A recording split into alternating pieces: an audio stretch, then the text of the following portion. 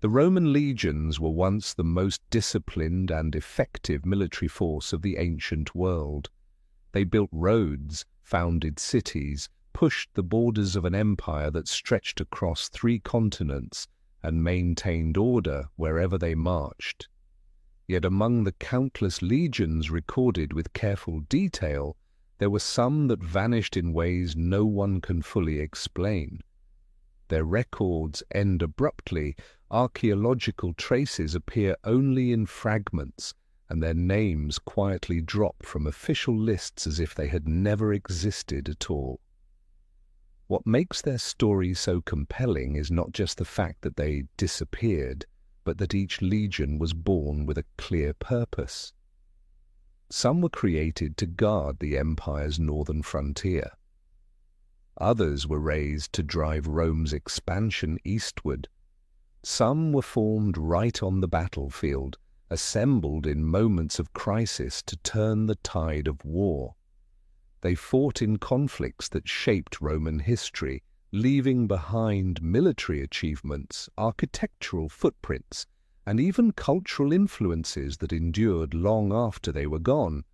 And then, for reasons as varied as war, political reform, disease, or shifting power, they faded from the official narrative. Their names were removed, their banners were retired, their last campaigns were left unrecorded. Only when archaeologists uncover stamped bricks, fragments of armor, coins, or buried encampments do we catch glimpses of their final journey. In bedtime history, we will trace each of these forgotten legions, where they were formed, what they fought for, what they accomplished, and why, in the end, they disappeared from the written memory of Rome. Let the story unfold softly as we follow the quiet footsteps of armies that once shaped the ancient world, only to slip into silence. When we think of Roman legions, we often imagine ranks of soldiers with iron discipline, polished armor, and campaigns that reshaped the map of the ancient world. But before we talk about the lost legions, the first thing we need to understand is not how they disappeared, but why they existed. A Roman legion never came into being by accident. Each one was born from the deeper needs of the Roman state, the need to expand, to control, to deter rebellion, or to restore order in newly annexed lands. During the Republic, legions were raised only when war became unavoidable. When the campaigning season ended, those armies dissolved, leaving Rome to return to its familiar rhythm of life. But as the empire grew with each generation of conquest, a seasonal army was no longer enough to hold it together. Newly claimed territories needed constant garrisons. Unsubdued tribes needed to be reminded of Roman power. Newly opened trade routes needed protection. Slowly, the legions became a standing force, units with permanent bases, living on the frontier more often than in Rome itself, and tying their identity to the lands they guarded for generations. The names of the legions, Hispana, Augusta, Ferrata, Germanica, were never just labels assigned during recruitment. They were the crystallized story of where a legion had fought, what campaigns it endured, or which emperor had founded it. A name could be a source of pride, but it could just as easily become a burden. A victorious legion might be granted an additional title.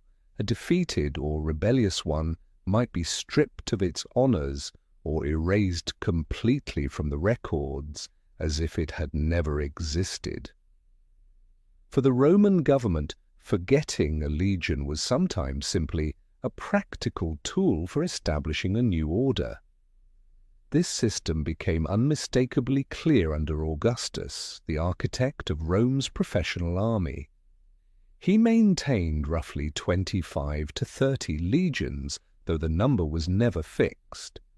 A new emperor could create additional legions in preparation for expansion, or dissolve existing ones for political, financial, or disciplinary reasons. A single decision from the imperial court could make a legion vanish from written documents, not because it had been destroyed, but because it had been reorganized, merged, or made irrelevant to the empire's new strategy. A typical Roman legion included around 5,000 heavy infantry, a unified fighting machine, yet built from countless individuals with their own homes, families, dreams, and fears. When a legion slips out of the historical record, what disappears is not just a military unit, but a community that had existed for decades, a place where sons followed fathers into service, where the camp gradually grew into a small town with roads, workshops, granaries, and hundreds of everyday stories. That is why, to understand how a legion could go missing, we must begin with its presence. A legion existed because Rome needed it, in a specific place, at a specific moment, for a specific problem. And when those needs changed, when borders contracted, emperors shifted, campaigns reoriented, or unexpected crises appeared, certain legions began to fade into the dim margins of history. Not because they were weak, not because they were small, but because they were pieces of a larger puzzle that time and politics rearranged in ways no one could fully foresee. From that foundation, the journey of the lost legions begins to take shape, not only as military mysteries, but as stories of an empire that was always changing, always expanding, and sometimes willing to forget the very armies that had served it for generations. To understand how a Roman legion could disappear, we have to return to the moment it was created, because the path toward vanishing always begins the very first time it steps into history. No legion ever existed just to fill space. Each one was formed because Rome needed to adapt to something larger, borders expanding too quickly, a sudden uprising, a new enemy rising, or an emperor shaping his authority with a force absolutely loyal to him. During the Republic, the military obligations of Roman citizens were enough to handle wars within the Italian peninsula. But once Rome crossed the seas and confronted unfamiliar landscapes, the forests of Germania, the deserts of Numidia, the plains of Armenia, the highlands of Syria, the weaknesses of seasonal armies became impossible to ignore. War was no longer about fighting and withdrawing, it became conquering and holding, building and defending, ruling and collecting tribute. That is why professional legions emerged, forces strong enough to stand where no Roman had ever lived before. But a legion did more than reflect the needs of the battlefield, it also reflected the inner workings of Roman politics. When Julius Caesar expanded his campaigns in Gaul, he created legions tied closely to his name, building the foundation of his political power when he returned to Rome. When Augustus stabilized the empire after the civil wars, he rebuilt the entire system so that every legion answered directly to the emperor, not to any ambitious general. Every new legion at that time was a political message. This is my army, not the Senate's. Some legions were created purely for administration. When a province was newly annexed, Rome needed soldiers who could suppress revolts and enforce the machinery of government. When a trade route became essential, like the line from Alexandria to Syria or the corridor across Asia Minor, a legion might be established solely to protect grain, gold, and goods flowing back to the empire's heart. These forces did not enter history through great victories, but through the quieter role of keeping Rome alive from within. Other legions were born out of fear. When Parthia rose as a rival in the east, Rome repeatedly raised new legions along the Syrian frontier. When the Germanic tribes began forming loose confederations, the empire positioned fresh legions along the Rhine and the Danube to deter conflict before it began. These units often lived in a state of half-war, a constant tension where danger was always near, even if the great battle had not yet arrived. Perhaps most striking of all, a legion could be raised not because of enemies beyond the border, but because of enemies within. During civil wars, those vying for power created legions to strengthen their claim. When a new dynasty rose, it often dissolved the legions associated with the previous one, using disbandment as a way to erase the symbols of the defeated. Roman history contains many legions that disappeared not because they lost a battle, but because they carried a name the new regime no longer wished to keep. And from here, the fate of a legion begins to unfold. A legion created to expand a frontier might be swallowed by a war far beyond its capacity. A legion raised to guard a trade route might fade once the route loses its strategic value. A legion formed for political motives might be wiped from the record when a new ruler takes the throne. When we look at how these legions came into existence, their disappearance no longer feels mysterious.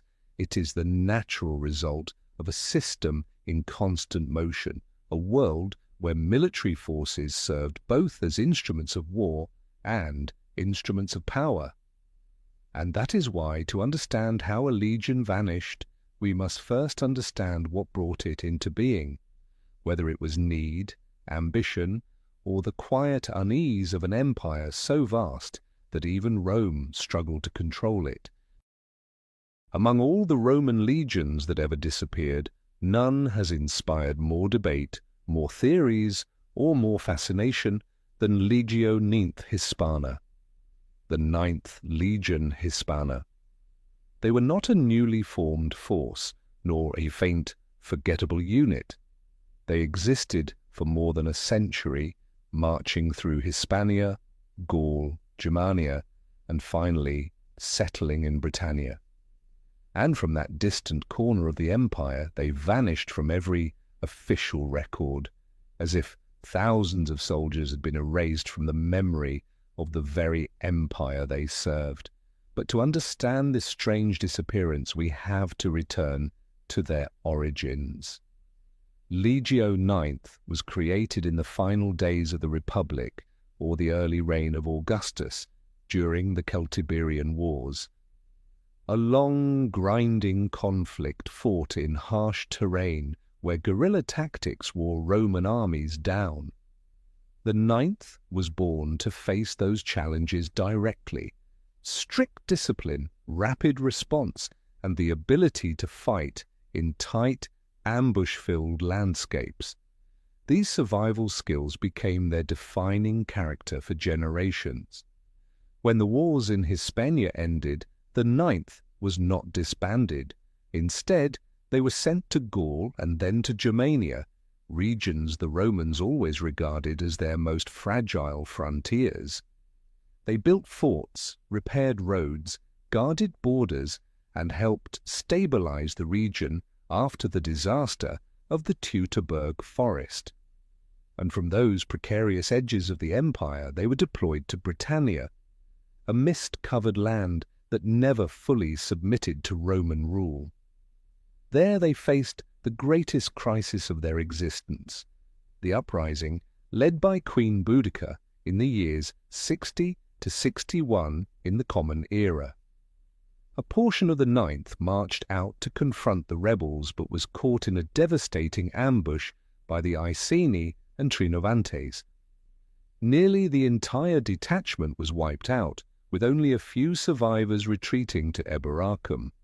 Even so, the Ninth Legion was not destroyed at that moment. They were reinforced and continued to serve for nearly another half-century, playing a crucial role in building, defending, and maintaining order in Britannia. Stamped bricks marked Leg Nigh, and the remains of their camp in York confirm this continued presence.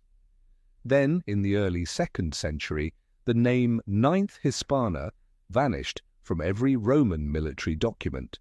No disbandment, no renaming, no restructuring, no final report, no hint of their end.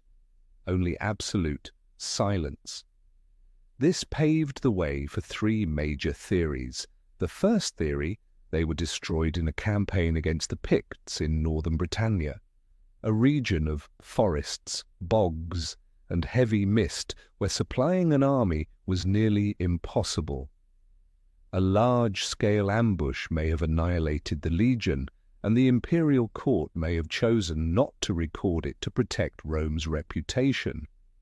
The second theory, they left Britannia and were transferred to Germania Inferior.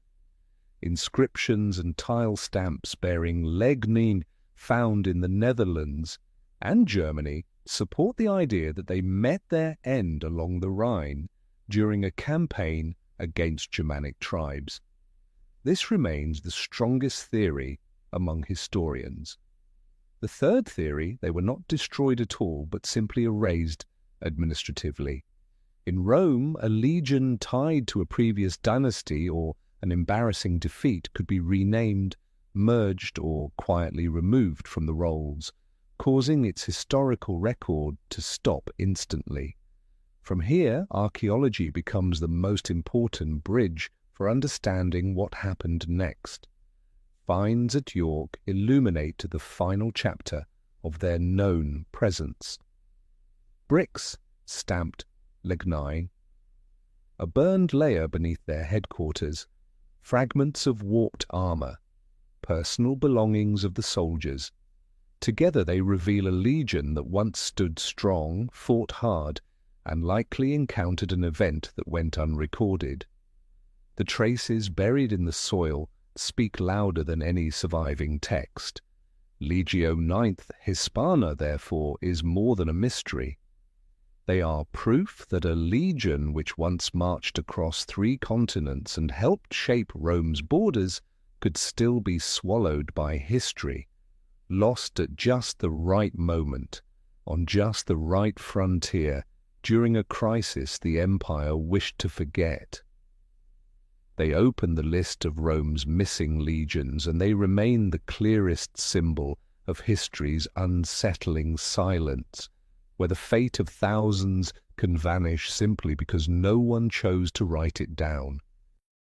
If the 9th Legion Hispana vanished in silence, then Legio 17 disappeared in the thunder of a disaster that shook the entire empire, the Battle of the Teutoburg Forest in the year 9 of the Common Era. But to understand that tragedy, we must return to the moment the legion was born, a time when Rome was expanding rapidly and needed new forces to control the harsh, unpredictable lands of Germania. Legio 17th was formed under Augustus, who had just reorganized the entire military after years of civil war. Rome believed it could extend its frontier all the way to the river Elbe, turning Germania into a formal province. The soldiers of the 17th were recruited from Italy and Gaul, deeply Romanized regions, creating a young, disciplined legion trained specifically to fight in forests where skilled Germanic warriors lived.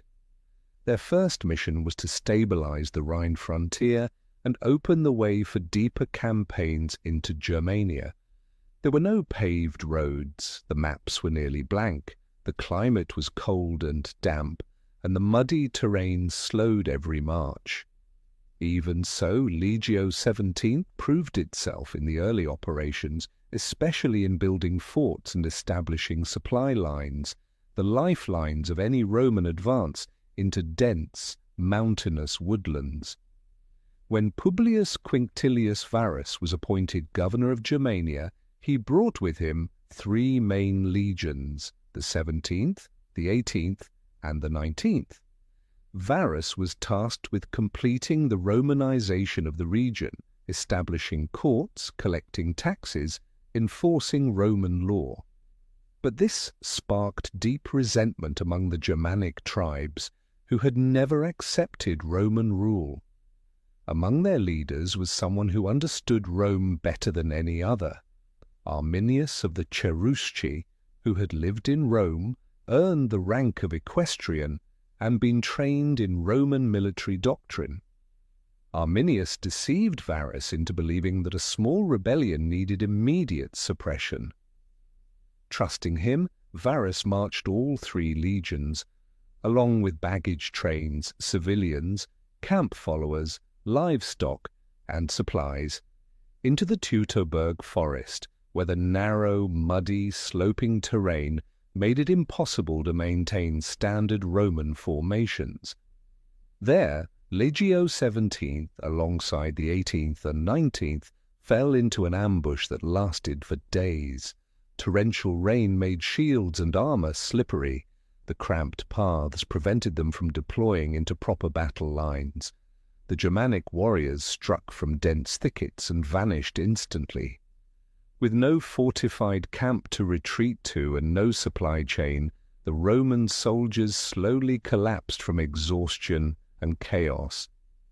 The confidence of the mightiest empire of its age crumbled as they faced an enemy who knew every ridge, every stream, every hidden path. Legio XVII was annihilated. No unit survived in a form strong enough to preserve the legion's structure. Their eagle, the Aquila, the sacred soul of the legion, was captured. For Rome, losing an eagle was not simply a defeat, it was an unforgivable humiliation. When the news reached Rome, Augustus is said to have cried out in anguish, "Varus, give me back my legions!" After the disaster, Rome erased the name of Legio XVII from every record, a punishment of memory and an admission of total defeat. The legion was never reformed. The site of Calchries, believed to be the heart of the battlefield, has revealed overwhelming evidence of their fate. Hundreds of iron studs from Caligae sandals, broken segments of Lorica armor, coins dated to the years 7 to 9 of the Common Era, human bones bearing deep, violent trauma, horse remains and shattered weapons. Together they paint a picture of chaos where 3 legions were crushed piece by piece. Legio XVII did not disappear because of restructuring or renaming. They vanished because they were completely wiped out, buried in a cold, wet forest, under unending rain, undone by a kind of warfare they had never been trained to face. If Legio XVII was the spear point of Rome's ambition to turn Germania into a new province, then Legio XVIII was its companion, marching the same path and sharing the same fate. Their disappearance is always mentioned alongside the disaster in the Teutoburg forest, but the journey that led them there reveals something deeper, how a legion is shaped by strategy, by imperial expectation, and by the very role it was created to fulfill. Legio XVIII was established by Augustus at the same time as the 17th and 19th, a clear sign that the emperor intended to build a stable cluster of power along the northern frontier. 3 legions strong enough to attack, but also capable of sustaining long-term control over the Germanic tribes. Within that structure, the 18th served as the backbone of support, protecting supply routes, maintaining logistics, building bridges, opening roads, constructing winter camps, and ensuring that every deep expedition into Germania had a steady flow of provisions. Without logistics, there is no campaign, and that is why the 18th appears less often in battle records, yet was more essential than almost any force on the ground. But it was precisely this stabilizing role that made them vulnerable when Varus fell into Arminius's trap. As the 3 legions marched through the Teutoburg forest, Their formation was no longer a fighting formation at all. Garrison troops, engineers, support units, wagon trains, livestock, and supplies stretched into a long, disorganized line. Legio 18, accustomed to guarding the rear and protecting transport, became trapped in a position where no Roman tactic could function. No testudo formation, no heavy infantry lines, no space to maneuver. The forest gave them no chance to survive. Narrow paths, slippery slopes after the rain, and thick vegetation reduced their visibility to only a few steps. The Germanic warriors struck again and again, disappearing into the woods before the Romans could regroup. Legio 18th was quickly split apart, fragmented into isolated clusters, each one surrounded and cut down in desperation. The young soldiers, disciplined and well-trained, could not overcome terrain that erased every advantage they possessed from the first moment of the attack. Archaeology at Calcres reveals a vivid picture of what they faced. Helmets bent and crushed by direct blows, chest straps slashed apart, Germanic spearheads driven deep into Roman armor, clusters of caligae studs lying close together, showing they were cornered in narrow pockets before being killed. The Aquila of Legio 18th has never been found, but researchers believe it was taken along with the eagles of the 17th and 19th, becoming a shared trophy that united the tribes and symbolized the absolute victory of the Germanic alliance. When Teutoburg ended, the fate of the 18th closed exactly like the two legions beside it. Erased from the roll of legions, never reformed, never renamed, never merged into another force. Rome wanted no trace that might recall the catastrophe. Though other destroyed legions throughout history were eventually rebuilt, the 17th, 18th, and 19th remain the only ones permanently removed, a punishment aimed at memory itself, buried intentionally by the empire. Ironically, Legio 18th did not disappear because it was weak. It disappeared because it entered the wrong terrain at the wrong moment under the wrong command. They did not fall from lack of skill, but because the entire Roman system, its formations, its equipment, its doctrines, became useless in a world where the Germanic tribes understood every tree, every slope, every opening between the branches. And in the silence of Teutoburg, Legio 18th became proof that sometimes a single mistake from a commander is enough to erase an entire legion, and erase their name forever from the history of Rome. Among the 3 legions wiped out in the Teutoburg forest, Legio 19th has always carried the deepest sense of tragedy. Not only because they were the youngest of the 3, but also because of the story tied to their Aquila, the sacred eagle that was stolen, becoming a haunting symbol that shadowed Roman history for decades. If the 17th and 18th represented generations of hardened Roman strength, then the 19th embodied the image of a young legion carrying the full weight of imperial honor on its shoulders. Legio 19th was formed toward the end of Augustus's reign, when Rome was pouring its energy into turning Germania into an official province. Unlike older legions with long-standing traditions, the 19th was largely composed of young recruits drawn quickly to reinforce Rome's northern strategy.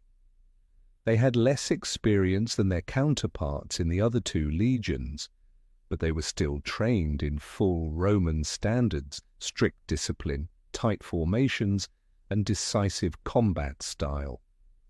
Their initial mission was to support the 17th and 18th in subduing Germanic tribes, protecting trade routes, and strengthening Roman influence in these unfamiliar lands.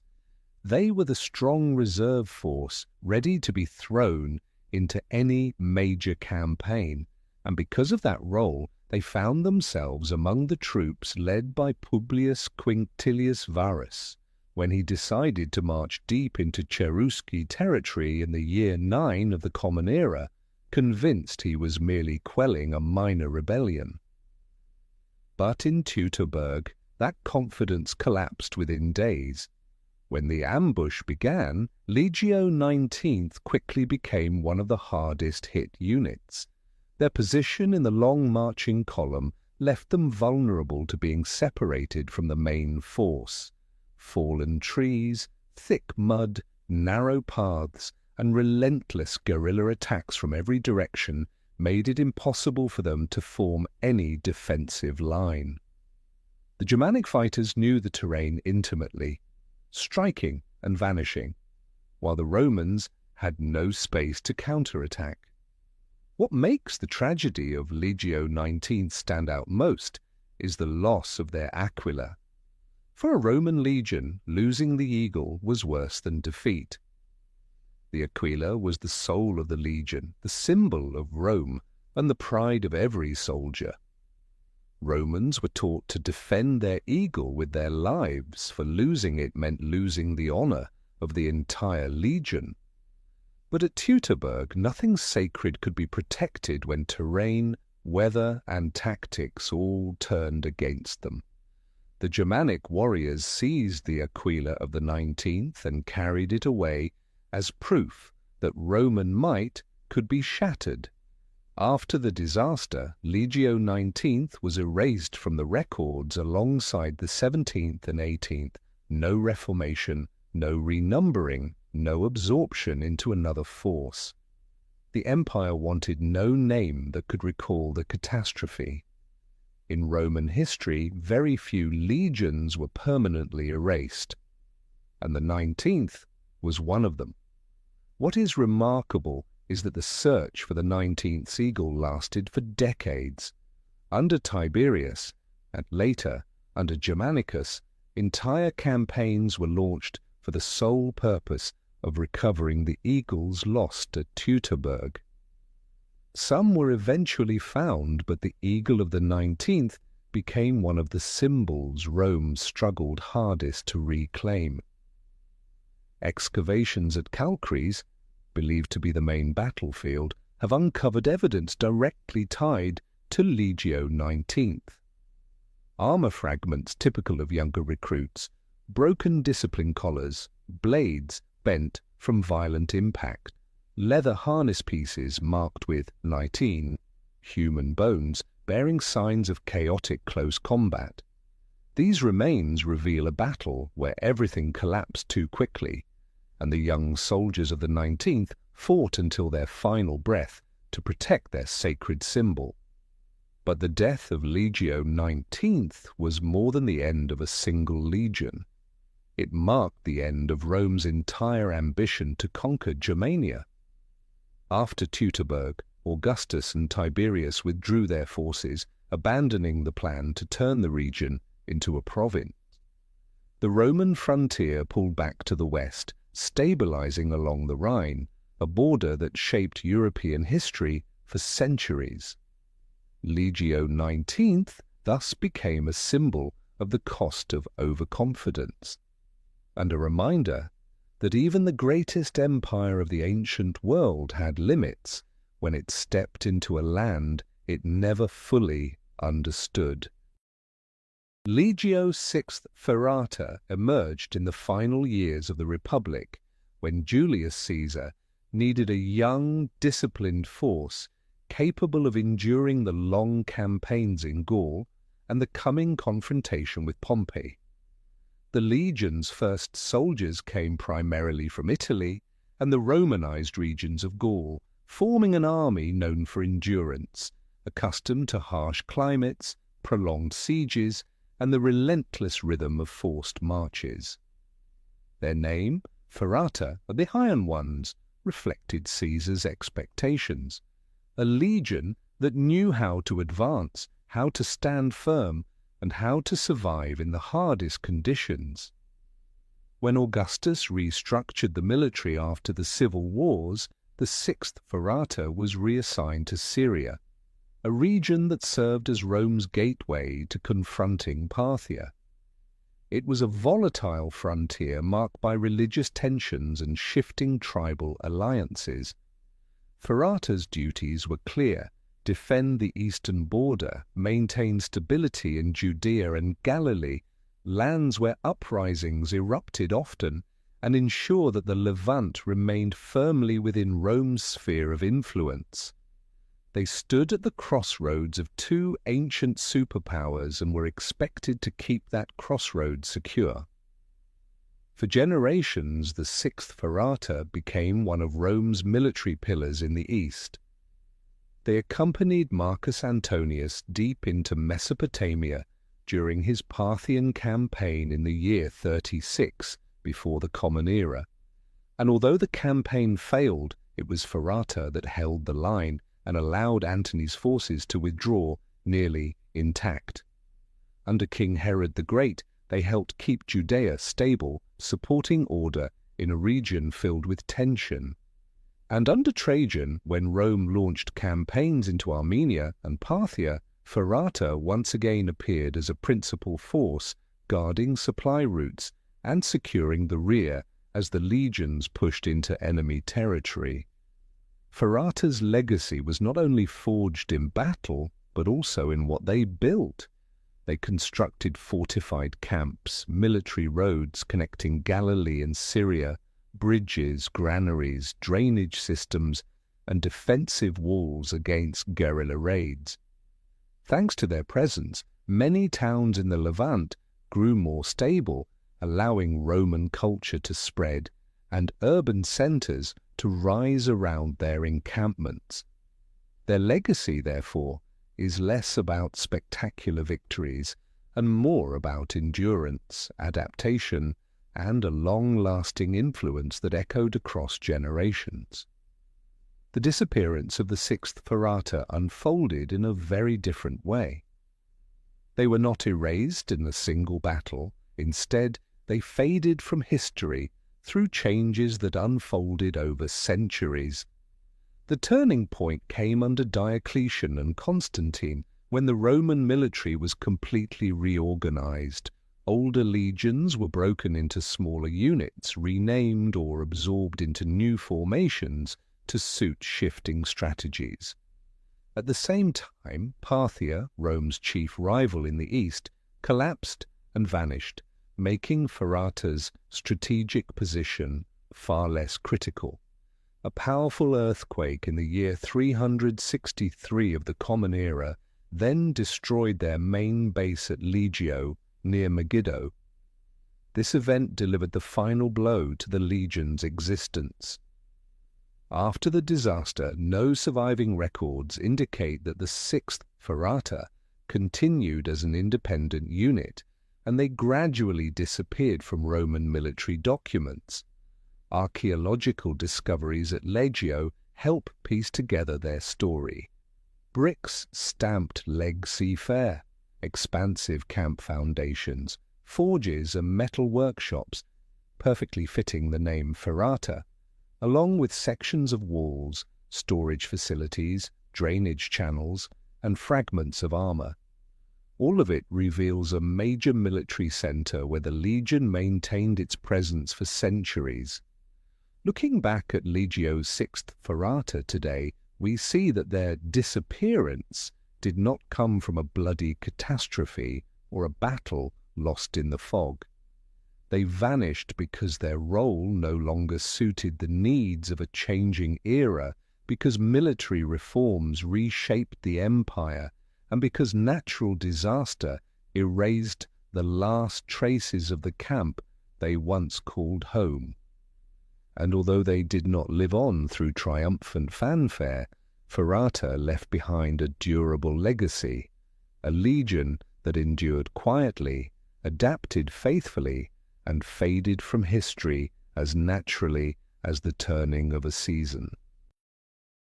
Legio III Augusta was one of the longest-lived legions of the Roman world, emerging in the final years of the Republic and surviving for nearly 4 centuries. An extraordinary lifespan for any military unit.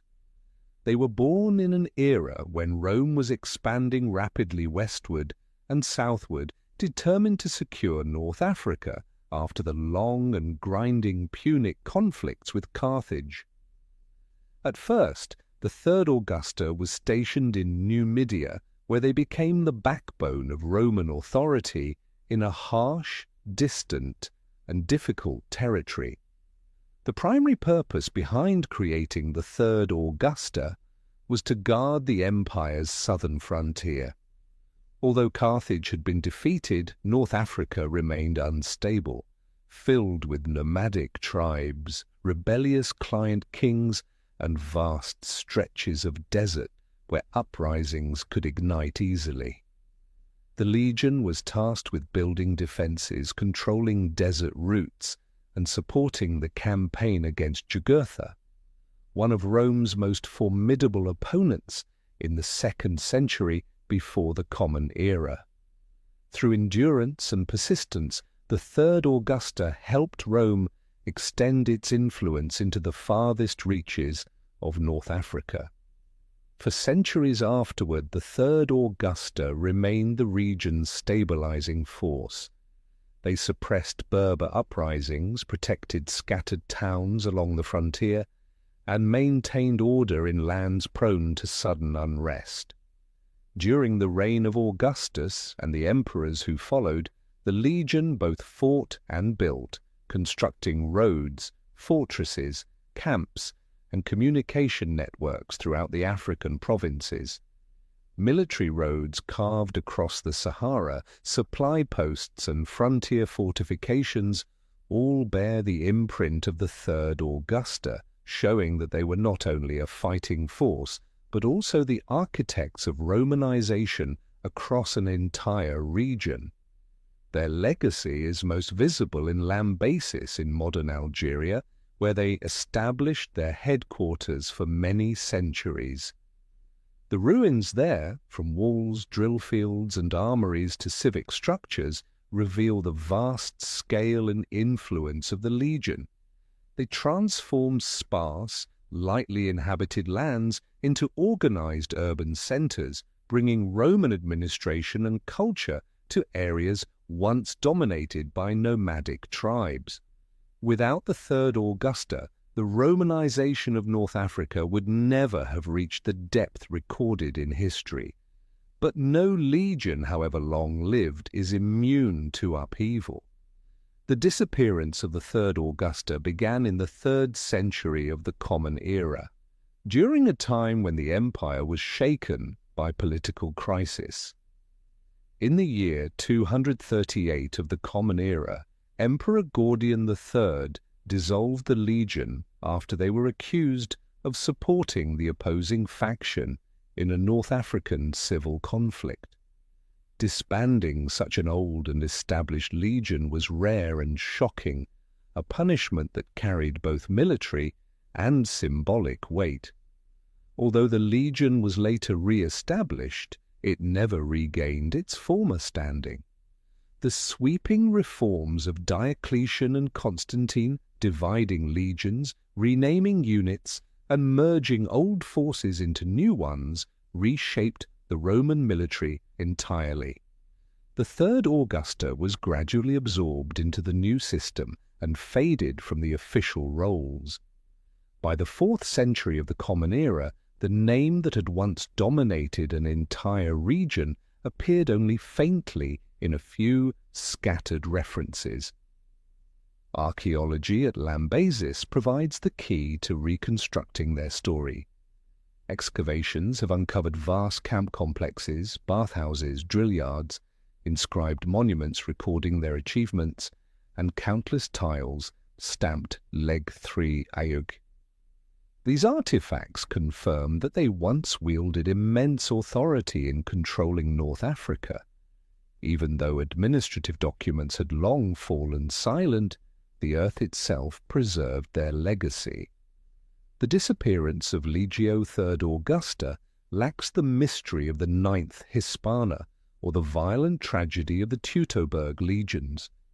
They vanished because politics swept them aside, because reforms blurred their identity, and because the empire moved into a new era.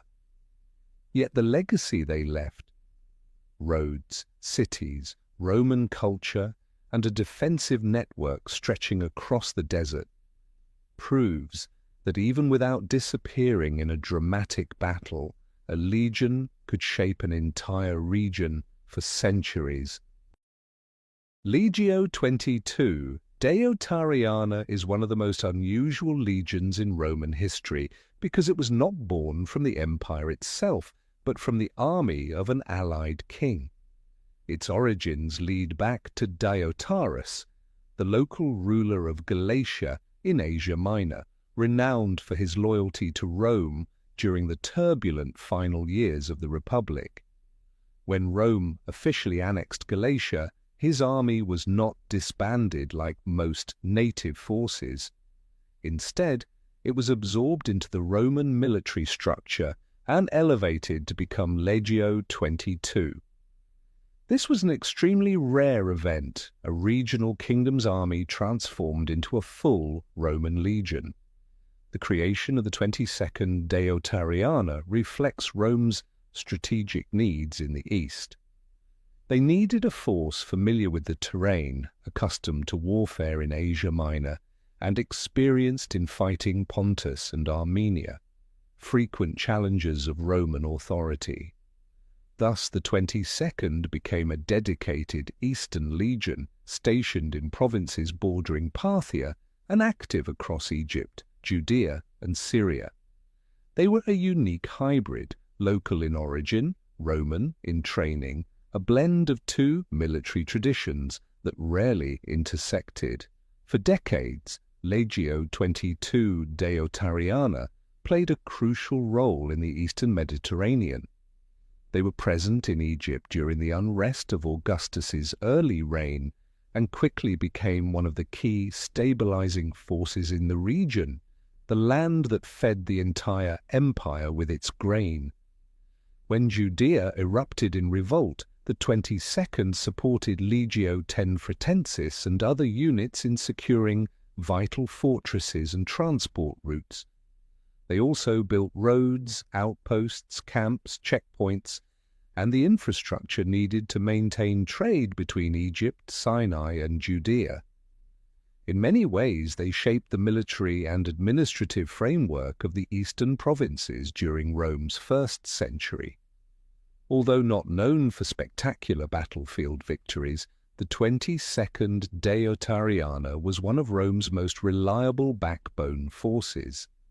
They guarded the trade routes along the Nile, suppressed minor uprisings, and maintained order in Alexandria, one of the empire's most critical economic centers.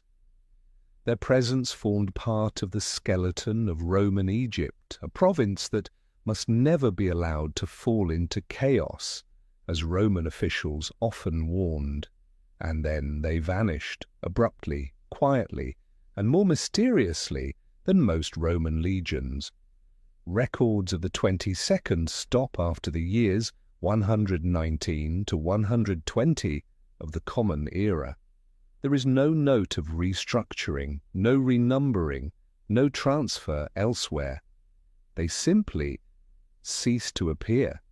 Many scholars believe they were destroyed during the Bar Kokhba revolt in Judea, 132 to 136 of the Common Era, one of the bloodiest conflicts Rome ever faced. The timing of their disappearance aligns with this war, and Rome's silence about heavy losses is entirely plausible, much like the erasure of Legio 17th, 18th, and 19th after Teutoburg.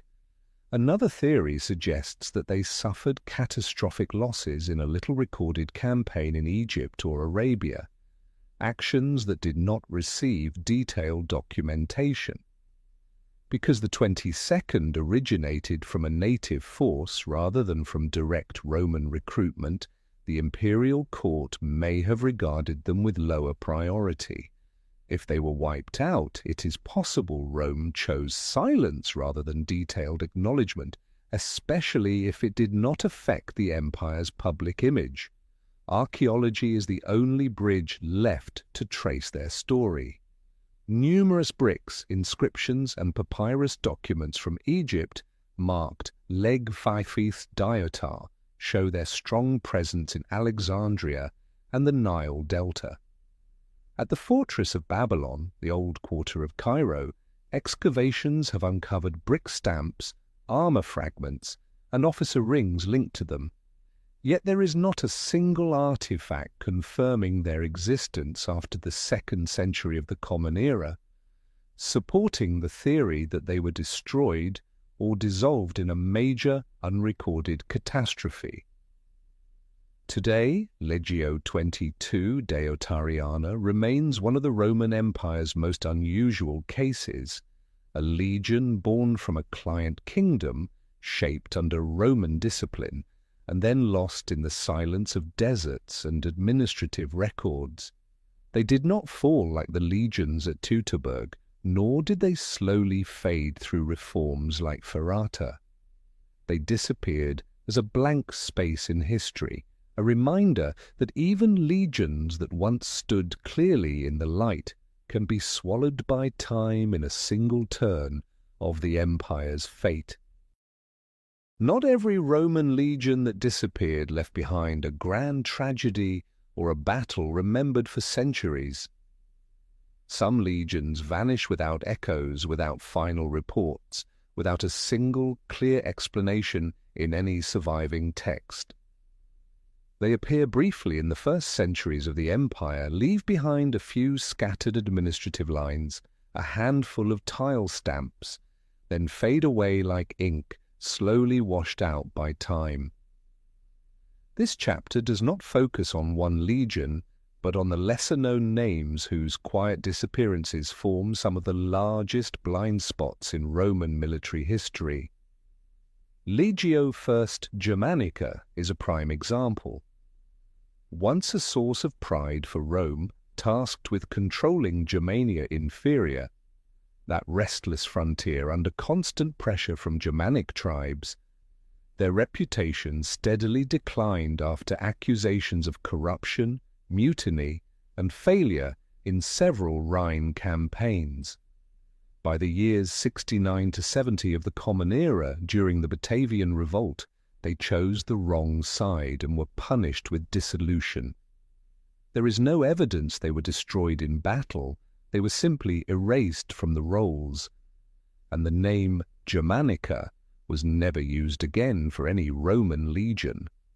Another case is Legio II Traiana Fortis. Although not completely vanished, their traces after the 3rd century grow increasingly faint. The reforms of Diocletian divided many legions, renamed them, or merged them into border units. Legio II Traiana likely fractured into smaller detachments scattered across Egypt and Arabia. For centuries, historians have debated whether they continued to exist as an independent legion or dissolved into the reorganized military network. Their ambiguity makes them one of Rome's half-lost legions. Legio X Fretensis, the force that helped besiege Jerusalem, is another legion rich in archaeological remains yet obscure in its ending. After crushing the Judean revolt, they continued to garrison the region and later moved into Arabia. But by the 3rd century, references to Fretensis appear less and less, and by the 4th century they vanish entirely from the record. All that remains are stamped tiles, emblems and foundations of ancient camps scattered around Jerusalem, Masada and Petra, while the legion itself dissolved into the military reforms without leaving a farewell. Other legions, such as Legio XV Apollinaris and Legio XII Fulminata, share similar shadows. They participated in campaigns in Armenia and Parthia, and were frequently mentioned in early texts. But after the 2nd century the trail fades. There is no evidence they were annihilated, yet no documentation confirms their restructuring. Some may have been broken into frontier units, others gradually blended into new formations. The process was so silent that history preserved only the first half of their story. Archaeology frequently uncovers armor fragments, helmets, stamped bricks, and personal items belonging to legions no longer found in the official rolls, scattered from the Danube to Syria, Judea, and Anatolia. These artifacts prove they lived there, fought there, stood guard along frontier walls, now reduced to ruins. Yet without administrative records, determining how they ended becomes nearly impossible. Roman history, often imagined as overwhelmingly detailed, sometimes contains gaps vast enough to swallow entire armies. What makes these legions remarkable is not their fame, but how their silent disappearances reveal the fragility of ancient record-keeping. A legion might exist for centuries, build cities, pave roads, guard vast borders, but a single reform, a discarded designation, or a campaign poorly recorded could turn them instantly into a name without an ending. The loss of these legions reminds us that not every historical story concludes with thunder. Some end quietly, through missing paperwork, layers of buried tiles, or fragments of armor worn thin by time. These shadows keep the study of Roman military history forever unfinished.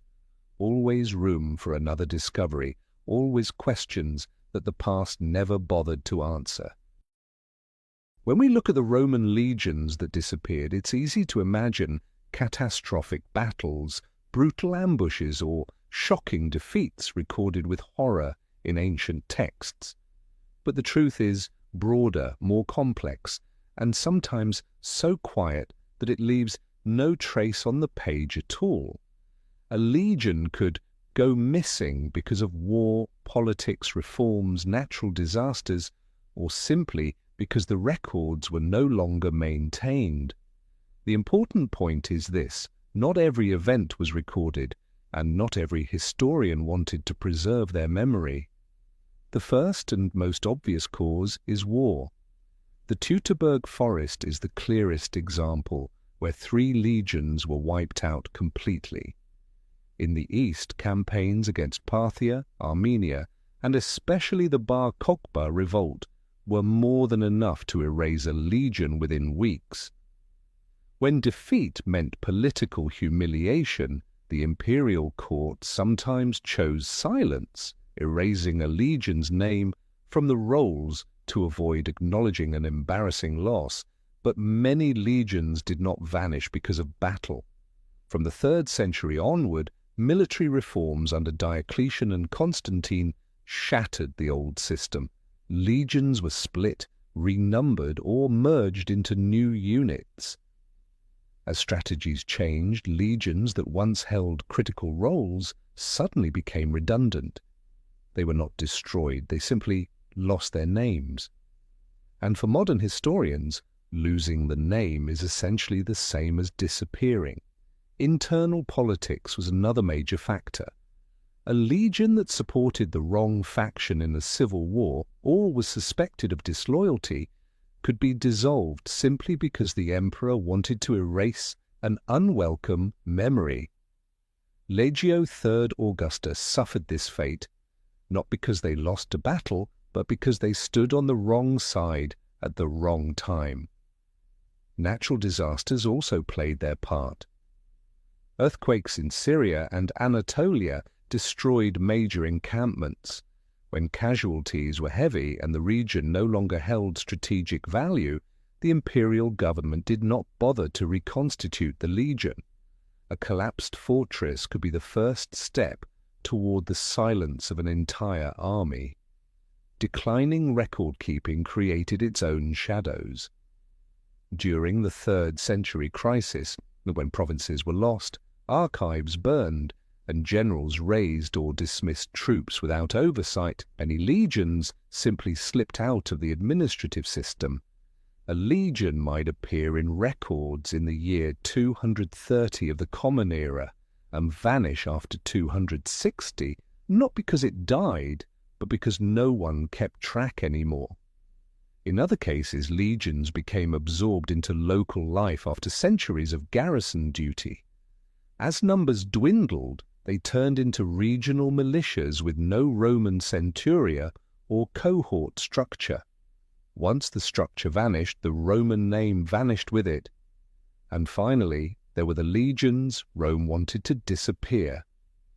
A shameful defeat, a strategic blunder, or a symbolic loss, such as an eagle falling into enemy hands, could prompt the emperor to deliberately erase a legion's name, as if erasing it could erase the memory itself. All of this shows that the disappearance of Roman legions was not a mythical mystery, but the natural outcome of an empire in constant motion, always fighting, always reorganizing, always changing. The lost legions were victims of time, of reform, and of administrative pages that no longer had space to record every story.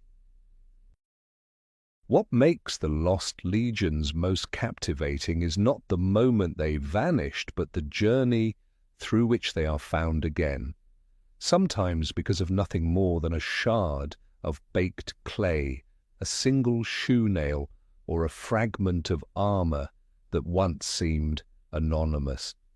Archaeology is a quiet conversation between humanity and the earth. Each tiny fragment lifted from the soil pulls with it the breath of a world long gone silent, and from these scattered traces, the fates of legions forgotten by history slowly come into view. One of the most important forms of evidence is stamped tiles. Many Roman legions mark their bricks, roof tiles, building materials, and even everyday objects with their official insignia.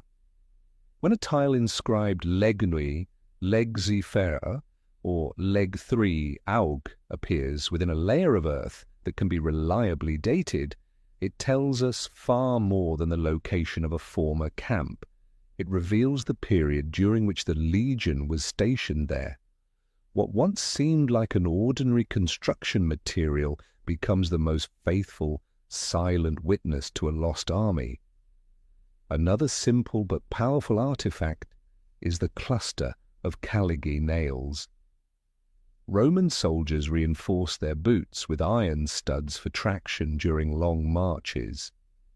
When hundreds of these nails are found packed together in a single layer of soil, they recount moments no ancient writer ever described: a formation breaking apart, a desperate retreat, or a violent ambush.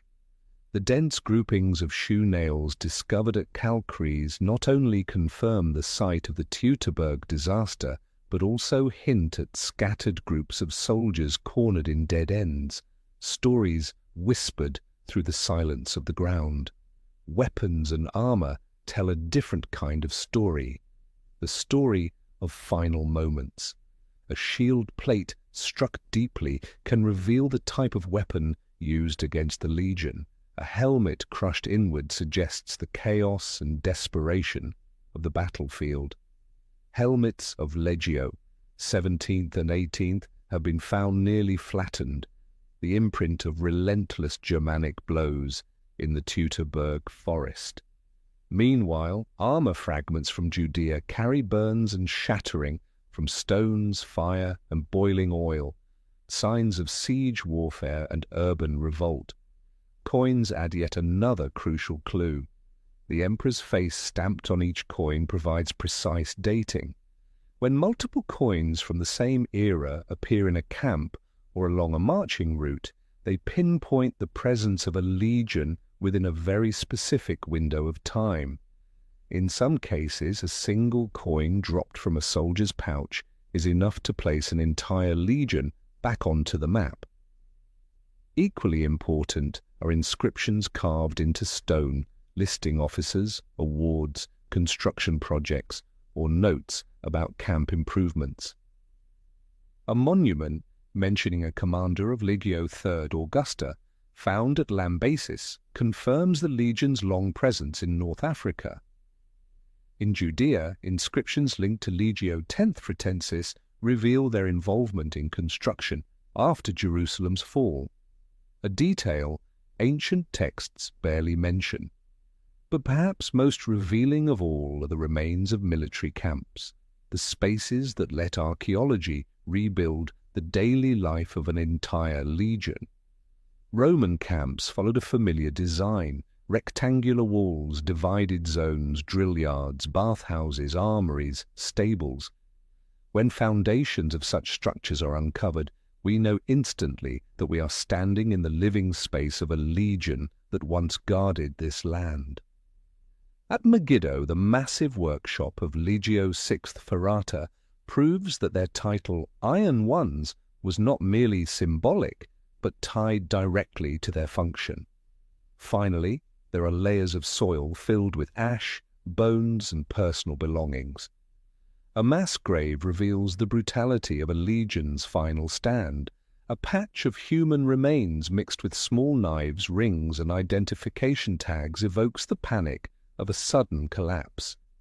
In Germania, many discoveries show legions attacked mid-march with no time to build a camp, perfectly matching the hit-and-run tactics of Germanic tribes. And from all these fragments emerges a simple truth: no legion ever disappears completely. Their names may vanish from the records, but the earth remembers. The ground does not speak, but it keeps everything.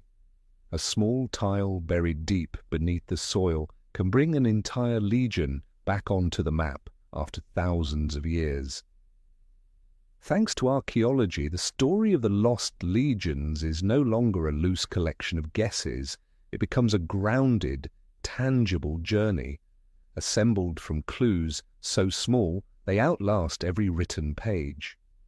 And through these fragments, we reconnect threads that time once severed. The traces of the lost legions are not found only in shards of pottery, stamped bricks, or shoe nails lifted from the soil.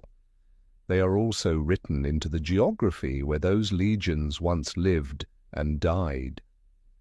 Every frontier, every valley, every forest, every desert of the ancient Roman world holds a part of the story that written history never fully preserved. When we look at the map of Rome, we begin to see a pattern. There are lands that swallowed legions like darkness, lands that sheltered them for centuries, and lands that slowly blurred them into silence. Britannia is one of the brightest and darkest places when speaking of lost legions. This was where Legio IX Hispana left its final footprints, a fortified camp at York, traces of movement northward, and then absolute silence after the last recorded mention. Britannia was never a province Rome could fully grasp. The heavy mist, the cold forests, the stubborn tribes who fought relentlessly, all of it made the island a place where Roman discipline lost its edge. As Legio IX pushed farther north, they entered terrain where Roman tactics, so structured and orderly, gradually lost their advantage. Many scholars believe their disappearance was not a single dramatic battle, but a slow unraveling in a land Rome never truly understood. Today, crumbling walls, old brickwork, and scattered fragments remain like the last breaths of a legion that once stood among the empire's strongest. Germania, by contrast, tells a clearer, harsher, more merciless story. This was where Legio 17th, 18th, and 19th were devoured by the Teutoburg forest. Narrow paths, deep mud, heavy rain, and hidden trails known only to locals turn the region into a place where Roman discipline was stripped of its power. The brutality of northern German forests not only crushed 3 legions but forced Rome into decades of searching for the 3 stolen eagles. Discoveries at Calcries, shoe nails, crushed helmets, hacked armor, show that geography here was not just a backdrop, it was the Germanic warrior's greatest ally and Rome's most terrifying enemy. Farther east, Syria and Judea tell yet another story, one of urban revolt, religious tension, and ancient trade routes constantly targeted by hostile forces. This is where Legio VI Ferrata and Legio X Fretensis held their lines for generations. Syria lay on the border with Parthia and later the Sassanid Empire, a region constantly burning with conflict. Judea, with its dry hills, deep ravines, and cities built on stone ridges, was a place where even a small tactical error could shatter a Roman unit. Several legions disappeared from the records here, not because they were weak, but because the geography and the politics were more complex than any battlefield in Europe. North Africa, especially Numidia and Mauritania, brought a different kind of challenge. There were no Teutoburg forests here, no massive uprisings like Judea. Instead, there were deserts and endless plains where endurance, not tactics, decided survival. For centuries, Legio III Augusta guarded this frontier. The desert made territorial control difficult. Nomadic tribes could scatter like sand or gather like a storm. The legion became builders. Roads, watchtowers, fortresses, water systems.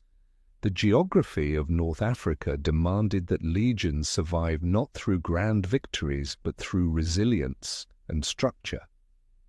When Rome reformed its military system, desert garrison legions like the Third Augusta were easily dissolved, their roles no longer fitting the new order. Then there was Asia Minor, Armenia, and Mesopotamia. Lands of high mountains, narrow valleys, and shifting deserts, where Rome and Parthia clashed for centuries but left surprisingly sparse written accounts. Many legions once stationed there, such as Legio XII Fulminata and 15th Apollinaris, gradually faded into the shadows of history.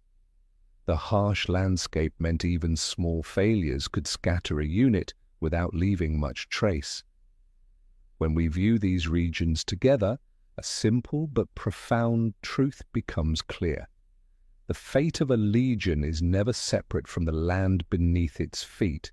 Geography, forests, deserts, mountains, valleys, trails, climates silently shaped how long a legion survived, how strong it became, and ultimately where it vanished from history. Geography was never just the setting, it was a central character in the story of Rome's lost legions, a quiet character but powerful enough to decide the destiny of armies that once built an empire.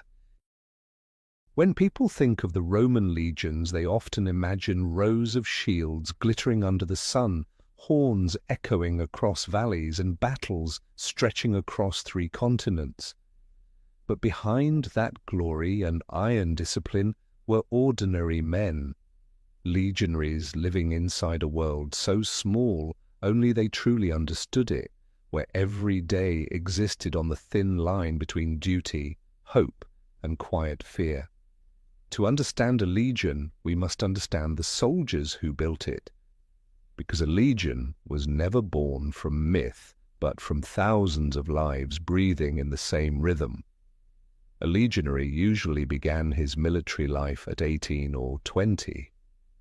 He left behind his home, perhaps a poor village in central Italy, a coastal town in Gaul, or a remote valley in the Balkans, to enter a community where everyone wore the same colors, shaved the same way, held the same shield, and slept in rooms identical to one another. For many, joining the legion was not about glory, but about survival and opportunity, steady pay, reliable food, and after 20 years of service, a piece of land to start life again. But a soldier's life was never simple. Their day began before the sun rose. They trained with armor, shields, and weapons, weighing dozens of kilograms, marched for miles, built camps, dug ditches, hauled timber, and repaired roads. A weak legionary was quickly left behind and punished. There was no room for slowness or idleness. Every man had to become part of a machine that never stopped moving. Today, the bone marks found on excavated skeletons, shoulders worn from carrying shields, spines compressed from heavy loads, are the silent legacy of that life. When they were not on the march, Roman soldiers lived in a repetitive rhythm of construction and watch duty, raising walls, digging canals, building forts, patrolling borders. In truth, a Roman legion spent far more time building than fighting. The straight roads, square fortresses, and routes carved through mountains and plains, all were the handiwork of these soldiers. They were the foundation of Romanization, even though their names were never carved into stone. Yet within that strict, grueling life existed a private spiritual world seldom mentioned in historical texts. Legionaries carried small charms, a stone from home, a Medusa talisman for protection, a piece of metal etched with lucky symbols. In camp, they played dice, shared travel stories, and sang old songs from their homelands. Letters from home were passed around like treasures, and the entire barracks fell silent whenever a man opened one to read a few precious lines. But alongside discipline and endurance always lived fear, a fear that never left them, not for a single day. The fear of dying in an unfamiliar land where no one would remember their name. The fear of being wounded and abandoned during a nighttime retreat. The fear of illness in a strange climate. When a legionary watched a friend fall, or heard that a legion somewhere across the empire had been erased, he understood how fragile his own fate truly was. And it is this fragility that makes the story of the lost legions so profound. When a legion disappears from the historical record, it is not just administrative silence, it is thousands of untold lives, thousands of footsteps across deserts, forests, and mountains, dissolving into a darkness that history never returned to. The life of a legionary reveals that a legion was its own society with discipline, routines, small joys, and immense fears. By understanding them, we understand why some legions are well recorded while others survive only as names swept away by the winds of time. A legion truly disappears only when we forget the men who lived, fought, and hoped within it. And telling their stories is how we bring them back. When we look at the map of Rome stretching across the centuries, one truth becomes impossible to ignore.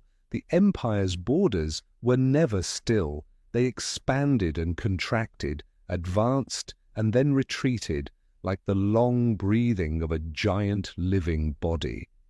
And that rhythm decided the fate of countless legions. Some were born to attack, others were built to guard the frontier, and some simply vanished because the border they defended shifted somewhere else. Whenever Rome changed its strategic direction, legions that once stood at the tip of the spear suddenly became names with no purpose left to serve. Under Augustus, Rome's borders were full of ambition. The empire reached into Germania, Britannia, Armenia, and pressed close to Parthia. It was an age of expansion when legions like the 17th, 18th, 19th, and 9th Hispana were created to break into new lands, impose order, and force local tribes into submission.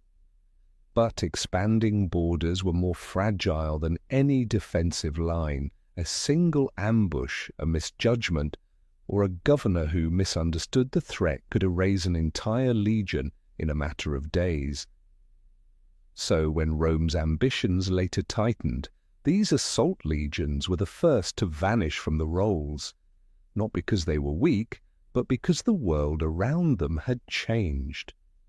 By the 2nd century, under Trajan and Hadrian, Rome's frontier policy reversed.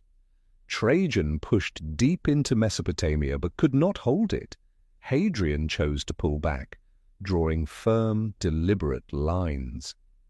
This was the age of defense. Hadrian's wall in Britannia, the long limes along the Rhine and Danube, and fortresses stretching like stitching meant to hold the empire together.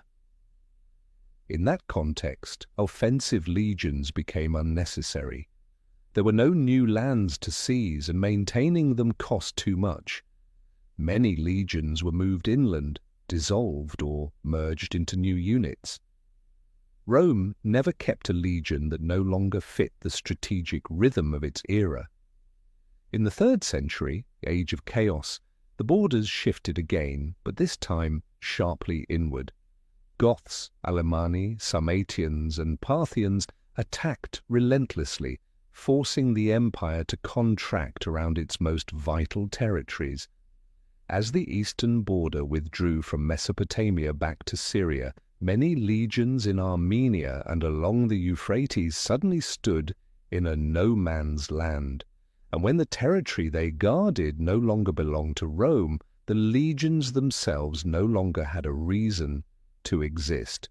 The 22nd Deotariana, the 12th Fulminata, the 15th Apollinaris, and many others faded from the record like they dissolved into the lands they once defended. Under Diocletian and Constantine, Rome restructured its army once again. The empire adopted a two-tiered system: the limitanae, border troops stationed permanently in fortresses, and the comitatenses, mobile forces ready to move wherever needed. This transformation fragmented many traditional legions, scattering them across forts along the frontier. A name once carrying imperial prestige could shrink into a small outpost unit of a few hundred men guarding a remote crossing. Administrative records no longer used the old legionary titles, and thus a legion disappeared not through defeat, but because the empire restructured itself until there was no place left for it.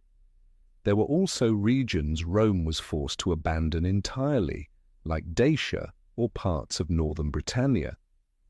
When that happened, the garrison legions had to withdraw in haste, merged into other units, or disbanded along the march. The records never captured these details. Sometimes all that remains is a short note saying withdrawn, followed by a complete silence. The disappearance of many Roman legions, then, is not a tale of swords and burning cities, but a story of movement. A legion could stand in glory one day and become obsolete the next, simply because the border shifted elsewhere.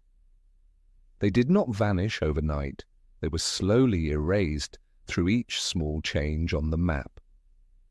And when the world changed pace, those legions drifted with it, quietly stepping off the stage of history. No horns, no tragedy, just one more shift in an empire that once stretched too far.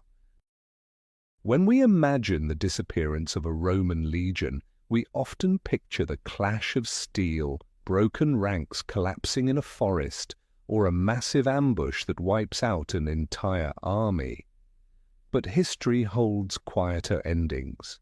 Some legions did not fall to enemies at all, but to forces far more invisible: disease, natural disaster, famine, administrative breakdown, and very human mistakes. These names carry no grand tragedy. They simply faded into silence, leaving behind a kind of emptiness even harder to define than a battlefield defeat. disease was one of those silent destroyers. The Roman Empire was shaken by several major pandemics, such as the Antonine Plague in the late 2nd century or the Cyprian Plague in the 3rd, waves that killed hundreds of thousands. In a packed military camp where thousands of soldiers lived shoulder to shoulder, disease spread so quickly that a legion could collapse in weeks. Large bases in Egypt, Syria, and Anatolia, hubs of trade with constant movement of people, were especially vulnerable. If a legion lost more than half its strength, Rome often chose to dissolve or merge it rather than rebuild. And so a name could vanish from history simply because of pathogens no one could see. Natural disasters brought similar endings, just as quiet. Devastating earthquakes in Asia Minor and Syria during antiquity destroyed entire forts in moments. When a major camp was buried, its structures shattered, and the region no longer held strategic value, the imperial administration often allowed the legion to fade with its ruins. Legio VI Ferrata may have slipped into history this way: a powerful quake, a collapsed base, and a disappearance that began not with an enemy's spear, but with the shaking of the earth. Sometimes nature did not need to be violent at all. Drought, poor harvests, or shortages of water could break a garrison just as effectively. Desert camps in North Africa were particularly vulnerable. A single year of drought could empty storage, forcing soldiers to scatter to nearby towns. If the state no longer prioritized regrouping them, the legion simply thinned out, like a stream drying under a hot wind. But some disappearances were quieter still, born from administrative errors. Rome was famous for its detailed record-keeping, but that did not mean everything was flawless. Civil wars, new emperors, and the eventual shift of the capital to Constantinople all caused documents to be lost, altered, or never updated. Some legions vanished from lists simply because the final record was misplaced. When they did not appear in later deployment orders, modern historians interpreted their absence as lost, though in reality they might have been absorbed into other forces. Then there were the deeply human factors, the moments when a legion's fate depended on fragile decisions. A weak commander, a march made in the wrong direction, or a chaotic retreat could break a unit apart, scattering soldiers into small groups with no ability to reorganize. A legion did not always die in battle. Sometimes it died in confusion, moments too small or too embarrassing for history to bother recording. Many legions also disappeared because they no longer had enough men to be called a legion. Units on distant frontiers in Dacia, Arabia, Numidia were constantly split into detachments for minor tasks. Over time, they dwindled into scattered groups guarding isolated forts.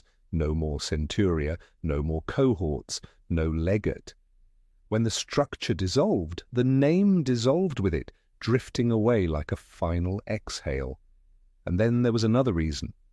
Quiet, but more powerful than all the rest. The empire's indifference.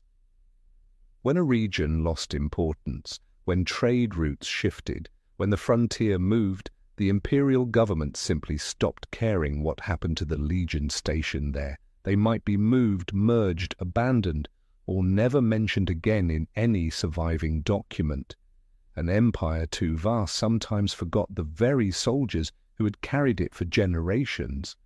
And that is how many Roman legions died, not in the shouting of battle, but in the absolute silence of time, disease, climate, and small, relentless changes. These legions did not disappear because they were defeated. They disappeared because they were forgotten. When we speak of the lost legions, people often focus on the traces they left behind: a collapsed camp, a layer of burned ash, or a final line in a document that stops mid-sentence. But behind every legion, whether it vanished in battle or dissolved into silence, stands the shadow of its commanders.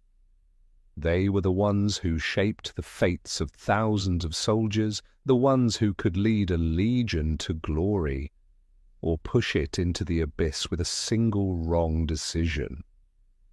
A legion could be strong, disciplined, and battle-hardened. But if its leader failed to understand the rhythm of the land beneath their feet, everything could collapse. Varus, Deiotarus, and countless nameless commanders are the turning points in this story. Varus, the name forever tied to the disaster of Teutoburg, is the clearest example of how one wrong decision can destroy everything. He was not considered incompetent by Roman standards. In fact, he had governed Syria, was respected for his understanding of law, and known for being firm and administratively capable. But those very qualities became his burden when he faced Germania, a land where Roman law meant nothing. Varus looked at forests, storms, swamps, and unpredictable tribes with the eyes of a bureaucrat, not a general. He trusted Arminius with naive confidence, trusted a man who grew up in the Roman army but remained a Germanic chieftain at heart. And because he trusted the wrong person, Varus marched 3 legions, with the 17th, 18th, and 19th, as if conducting a tax inspection, with no caution, no proper formation, and no scouting units. That mistake did not just ruin a campaign when it killed more than 20,000 men in the Teutoburg forest and turned his name into a symbol of how blind confidence can cripple an entire empire. If Varus was the tragedy of misplaced trust, then Deiotarus was the tragedy of blurred lines between ambition and loyalty. He was not Roman, yet became one of Rome's most valuable allies during the chaotic final years of the Republic. His personal army, the force that later became Legio 22nd Deiotarana, carried within it the turbulent history of a small kingdom caught between great powers. Driven by the desire to protect his throne, Deiotarus switched sides more than once, from Pompey to Caesar, then seeking protection under Augustus. When his army was absorbed into the Roman system, it became an official legion, but its roots remained those of a local force shaped by royal command, not Roman military doctrine. This hybrid identity made the 22nd both unique and vulnerable, strong when used in the right context, but standing outside the main political currents of Rome. And when the legion disappeared from the records, one cannot help but wonder whether their origins made them easier to abandon when crisis struck. Yet Varus and Deiotarus are merely 2 names history chose to preserve. Behind them stand countless other commanders, seldom mentioned yet holding the fate of entire legions in their hands. In Judea, a land constantly strained by religious and ethnic conflict, a governor lacking restraint could push a legion into situations they were never built to withstand. One overly harsh decision could ignite rebellion. One overly lenient stance could empower resistance. In either case, legions like the 10th Fretensis became the shield absorbing the consequences.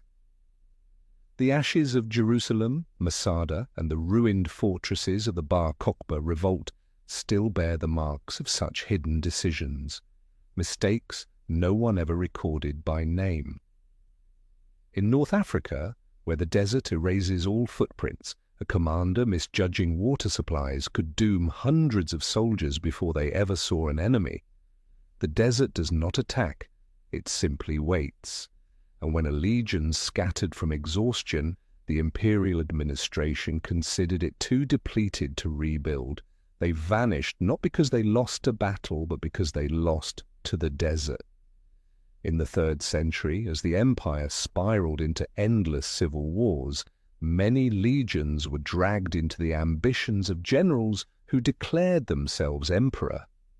A legion backing the wrong claimant could be punished by dissolution immediately after the revolt failed. They were not killed by enemies beyond the frontier, but by the greed of their own leaders. These stories reveal a truth. A legion was never only the victim of geography or battle. It was also the victim of power, a force that could raise it up or erase it with a single order. In the shadows of mistakes, schemes, ambition, ignorance, or misguided confidence, many Roman legions were pushed into the void of history.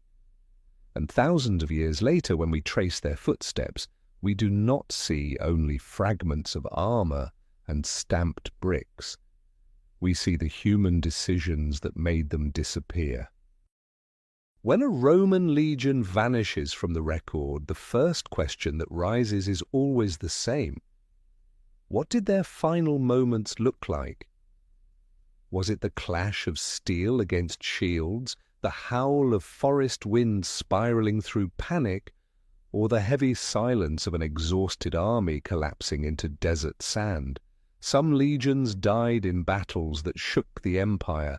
Others unraveled quietly in places no historian ever bothered to write about.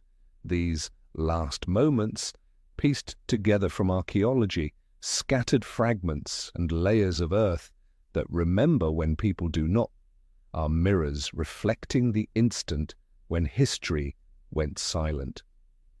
The Teutoburg forest is the clearest example of an ending crushed from start to finish.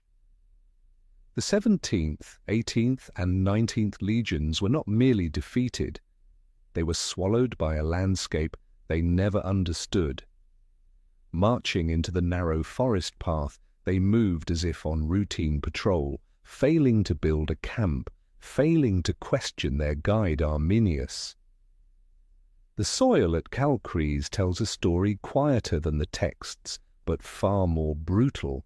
Piles of shoe nails, helmets crushed flat, broken spearheads scattered everywhere, signs of an army cornered into a choke point and struck from both sides. No formation, no tactics, no escape.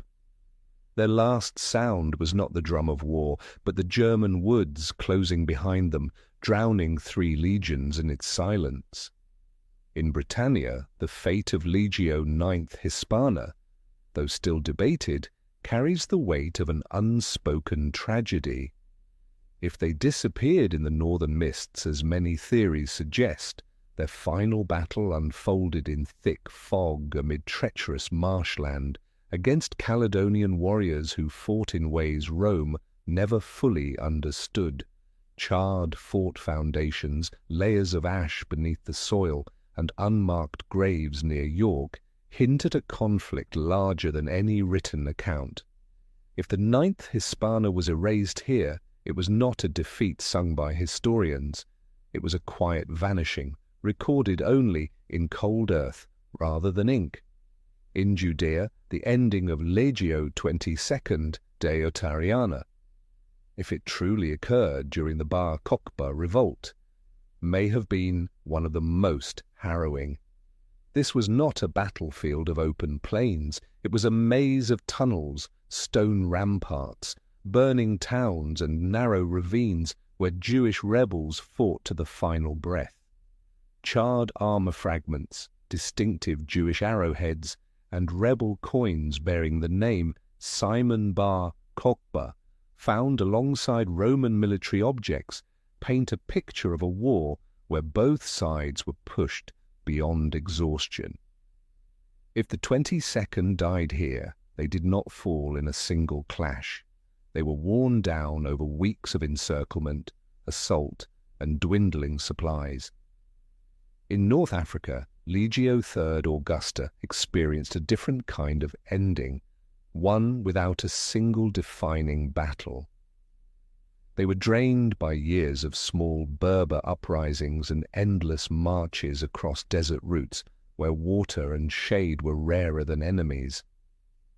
When an earthquake shattered their headquarters and civil war weakened the frontier network, the legion dispersed. There was no clear final day, only scattered groups of soldiers swallowed by chaos. It was the quietest death of all. A legion not destroyed but thinned until it vanished. Some legions disappeared after battles that were never recorded at all. Mass graves discovered in Armenia, Syria, or along the Danube contain the remains of hundreds of Roman soldiers with no inscriptions, no insignia, no clues to their unit. That could be the final resting place of a legion that survived for centuries. Yet without documents, they become the anonymous legions, known only through bones, not through names. What makes these final battles remarkable is not their scale or ferocity, but the sense that we are witnessing the moment a legion stepped out of history. Not every ending was written down, not every loss was remembered, but the ground where they fell, whether forest, marshland, desert, or ruined city, remembers a part of the truth. And when we piece those traces together, we realize that history is not only a story of victories, but also a story of silences, the blank spaces where light never had a chance to reach. When a Roman legion disappeared, it was never just a military event. It was a shockwave spreading outward like ripples across water, from lonely frontier watchtowers to the marble halls of the Senatus in Rome, from bustling provincial cities to the small villages tucked deep inside the countryside. A legion was not only a fighting unit, it was a symbol of strength, a promise that the empire could stand against any threat. And when that symbol collapsed, Rome faced more than a loss of manpower. It faced a fracture in its sense of itself. The days following the destruction of a legion were the days Rome was forced to look inward and ask, where was the weakness? When did the failure begin? And how could the empire stop itself from falling into a chain reaction? The first response was always fear. News travelled slowly in the ancient world, but silence was more terrifying than any report of defeat. When envoys failed to return, when frontier camps stopped sending updates, the Romans understood that something catastrophic had happened. The days after the Teutoburg disaster are the clearest example. Upon learning that 3 legions had vanished, Augustus was said to have struck his head against the wall and cried out in anguish, "Varus, give me back my legions!" It was not merely anger toward Varus, it was the grief of a man realizing that the order of the entire empire had cracked. Then came the urgent task of patching the breach. The loss of a legion meant that part of the frontier had become dangerously thin. Rome had to pull troops from elsewhere, triggering a chain of strategic reshuffling across the empire. After Legio IX Hispana disappeared from Britannia, Rome was forced to bring Legio VI Victrix from Germania, a move that reshaped the entire defensive strategy in the north. After Teutoburg, the provinces of Germania had to be reorganized from the ground up, and Rome abandoned its dream of conquering the region forever. Next came inquiries and punishment. Any commander suspected of incompetence, negligence, or disloyalty could be removed, exiled, or executed. A lost legion was not only a military failure, it was a failure of leadership and reputation. Legio III Augusta was once dissolved not because it lost a battle, but because it stood on the wrong side of a rebellion in North Africa. In the Roman Empire, loyalty could matter more than victory. Then came the concealment. Rome was a master of controlling its own narrative. Defeats that threatened imperial legitimacy were often softened or erased. Some legions did not vanish because they left no trace. They vanished because the imperial court chose to remove them from the official story. This is why certain legions abruptly stop appearing in records, not because they were destroyed, but because Rome preferred history to forget them. After the crisis came reconstruction. The empire needed borders, and borders needed soldiers. New legions were raised, or troops were relocated from other provinces. Recruits were drawn from Italia, Gaul, Thrace, Dalmatia, anywhere with enough manpower. But a reformed legion could never fully replace one that had existed for centuries. Its experience, its traditions, its collective spirit, all of it vanished, and no number of fresh recruits could recreate it. The social consequences spread just as widely. When a legion disappeared, thousands of families never received a body or a full explanation. All they received was a cold message, not returning. For them, a lost legion was not a historical puzzle. It was a wound, an absence that lingered across generations. That grief seeped into the population, forcing the government to offer compensation, increase public messaging, or hold ceremonial honors to keep unrest from spreading. But the deepest impact was psychological. Rome endured for so long largely because it believed in its own invincibility.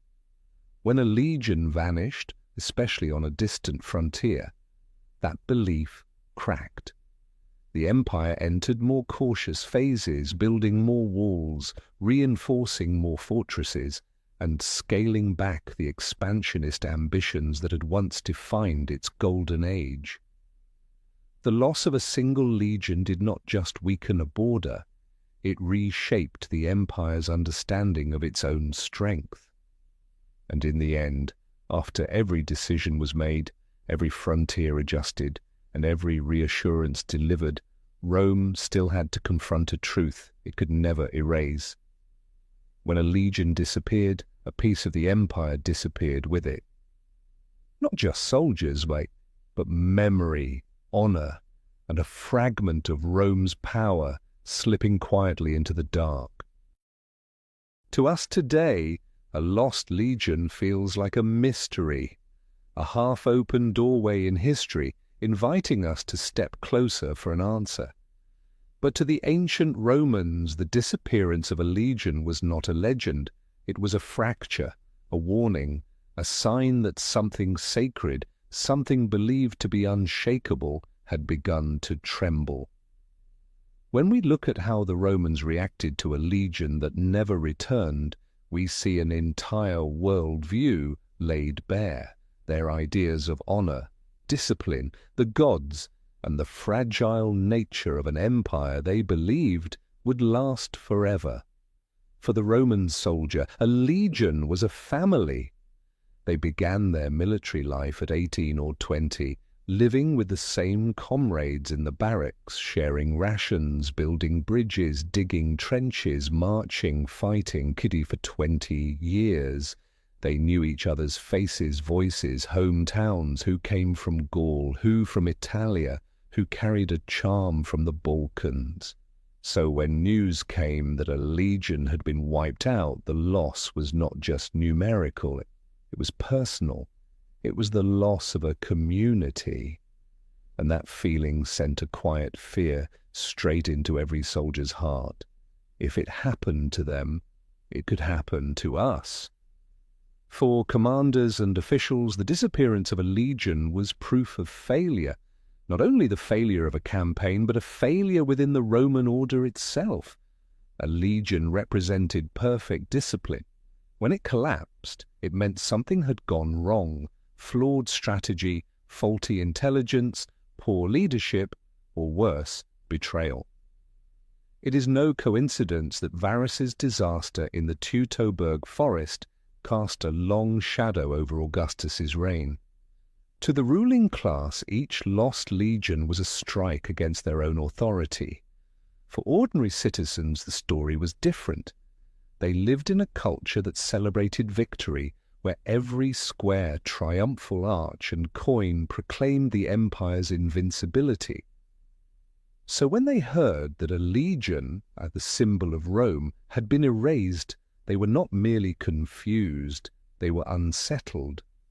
To them, such news was an omen, a sign of divine anger, or evidence of weakness the government tried to hide. Great defeats were often softened or erased in official records, not only to protect politics, but to protect the public's belief in the empire's eternal strength. Among administrators, a lost legion meant political danger. A governor, a general, even a high-ranking centurion could lose their position, their fortune, or their life if the Senate or the emperor believed they were responsible. This created a chain reaction, cautious reports, vague documentation, or the quiet removal of certain details. These acts of self-protection left the very gaps that we now call lost legions. On a deeper cultural level, the disappearance of a legion carried religious weight. Every legion marched under its Aquila, the sacred eagle of Jupiter. When an enemy captured the eagle, it was a grave insult. To the Romans, losing an Aquila meant Jupiter had turned away. It is no surprise that many campaigns after Teutoburg were launched solely to recover the lost eagles. These were not just military missions, they were rituals meant to restore divine favor. But as the empire entered the turbulent 3rd century, with civil wars, invasions, and shifting borders, this perception began to change. A disappearing legion was no longer an unthinkable catastrophe, it became part of the normal chaos of the era. Romans no longer viewed the legion list as fixed. They grew accustomed to units being split, reorganized, renamed, or erased altogether, pieces of a game board that never stopped moving. This shift in understanding paved the way for the new military system under Constantine, where traditional legions were gradually replaced by smaller, more mobile units. Old names faded, old emblems dimmed, and the legions that had once been Rome's pride began to drift into the past, just as the empire itself was preparing to transform into something new. All of this reveals a simple truth. The Roman view of a lost legion was never only about war, it was about fear, belief, power, and the shifting consciousness of an empire that once imagined itself eternal. When a legion vanished, Rome saw in it a reflection of its own nature, complex, fragile, and forever poised between glory and collapse. To understand the deepest pain behind the disappearance of a Roman legion, we have to begin with the symbol they carried, the Aquila, the eagle. In the Roman world, a legion was not defined by the number of its soldiers or the shine of its armor. It was defined by its soul. And that soul was the Aquila.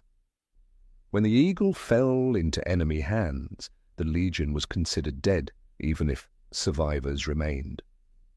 And when the Aquila was lost, the honor of the entire army was buried under the soil of history. The Aquila was not a piece of decorative metal. It was treated as a living, sacred presence, an immortal soldier of the legion. It always marched at the front, always held the center, always entrusted to the bravest and most loyal man, the Aquilifer, the bearer of the eagle. It was a position of glory, but also a position of near-certain death. Enemies aimed for the Aquilifer first, because once the eagle fell, the legion's morale collapsed immediately. The Romans understood this so deeply that protecting the Aquila mattered more than protecting themselves. That is why, when a legion was defeated and its eagle taken, the loss was no longer a military failure. It was a sacrilege.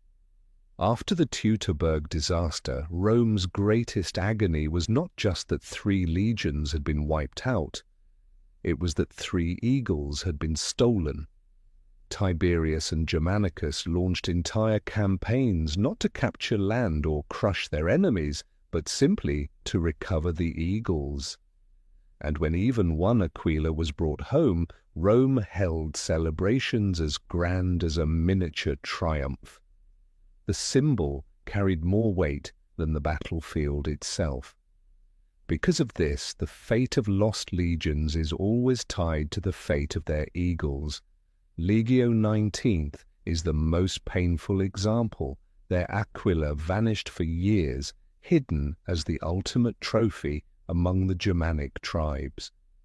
When it was finally recovered, every man who had once served under it was long gone. For Legio Nona Hispana, no Aquila has ever been found, an unsettling void, as if the legion dissolved before they could even form up to protect their symbol. The absence of the eagle makes their story dimmer, more uncertain, and thus even more mysterious. For the ordinary legionary, the Aquila was not just sacred. It was the thread that bound them to something greater than their own lives. When a soldier joined the legion, he swore an oath to the emperor, but also to the eagle. It was a vow never to be broken. In the Aquila, they saw Jupiter standing beside them. They saw Rome made eternal. They saw themselves belonging to a force larger than all the fears they carried in their hearts. Because of that, losing the Aquila did not just destroy formation, it destroyed faith. Ancient records describe survivors who could not bear the guilt and ended their own lives on the battlefield, believing they had let the eagle die in their hands. The Aquila became the ultimate measure of honor. A legion was truly considered alive only as long as its eagle still soared, and once the eagle disappeared, even if men survived, the legion was regarded as dead. This is why when a legion vanishes from the historical record, the first question historians ask is, where is the Aquila? If it is nowhere to be found, the legion may have been swallowed by chaos.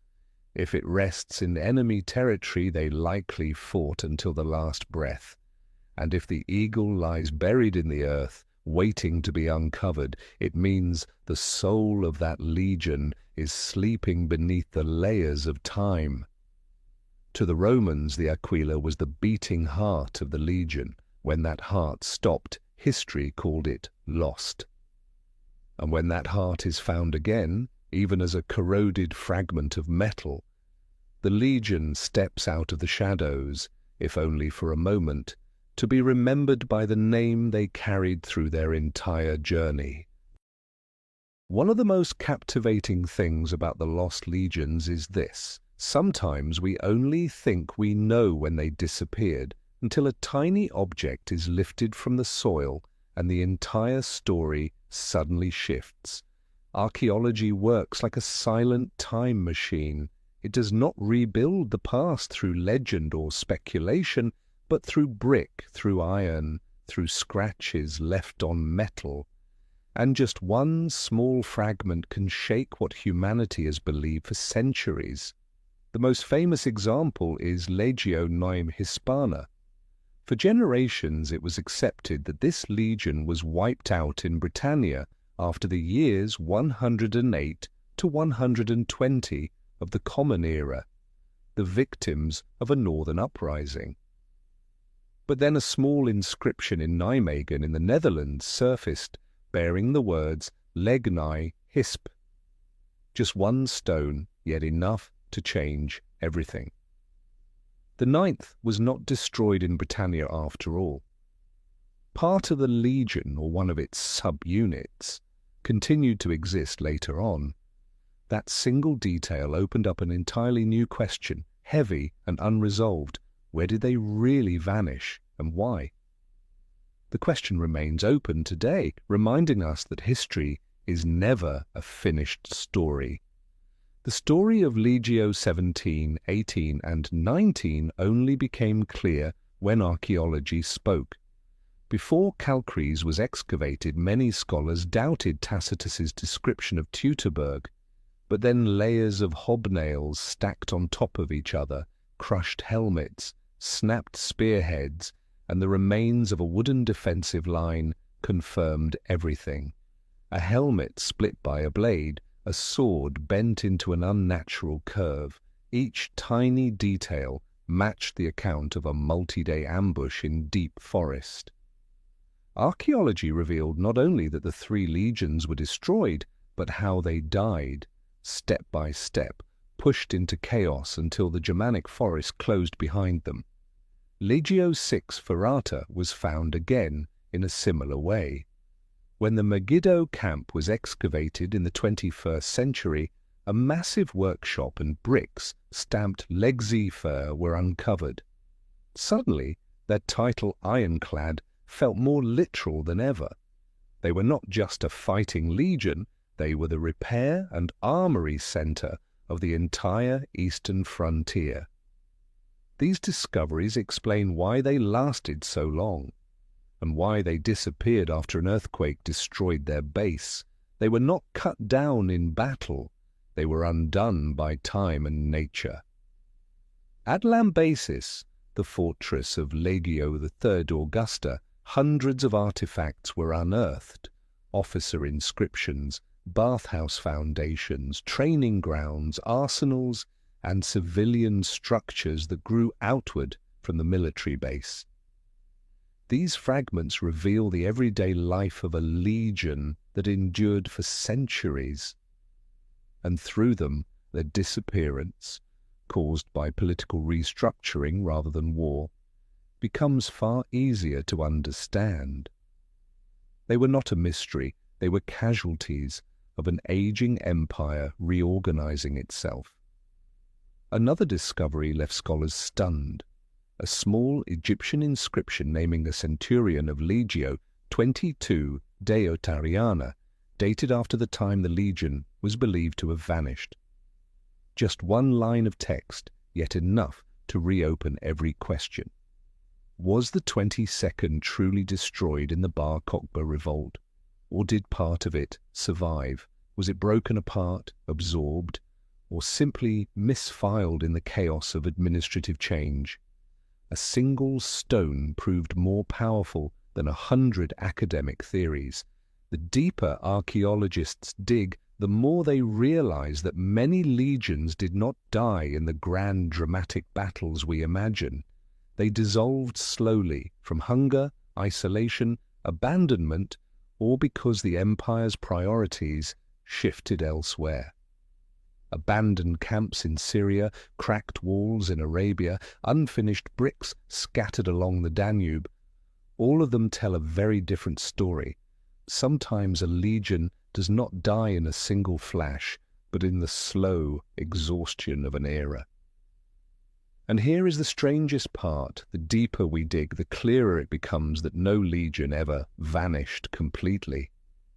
They only vanished from imperial paperwork.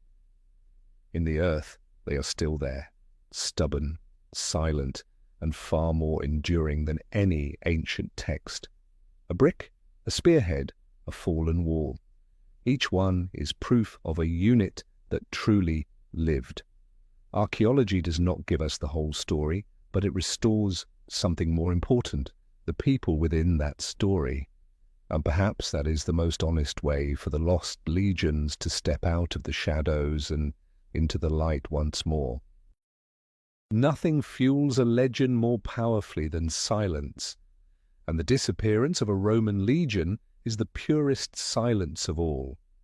When thousands of men march into a forest, a swamp, or a desert and never return, that void becomes fertile ground for human imagination.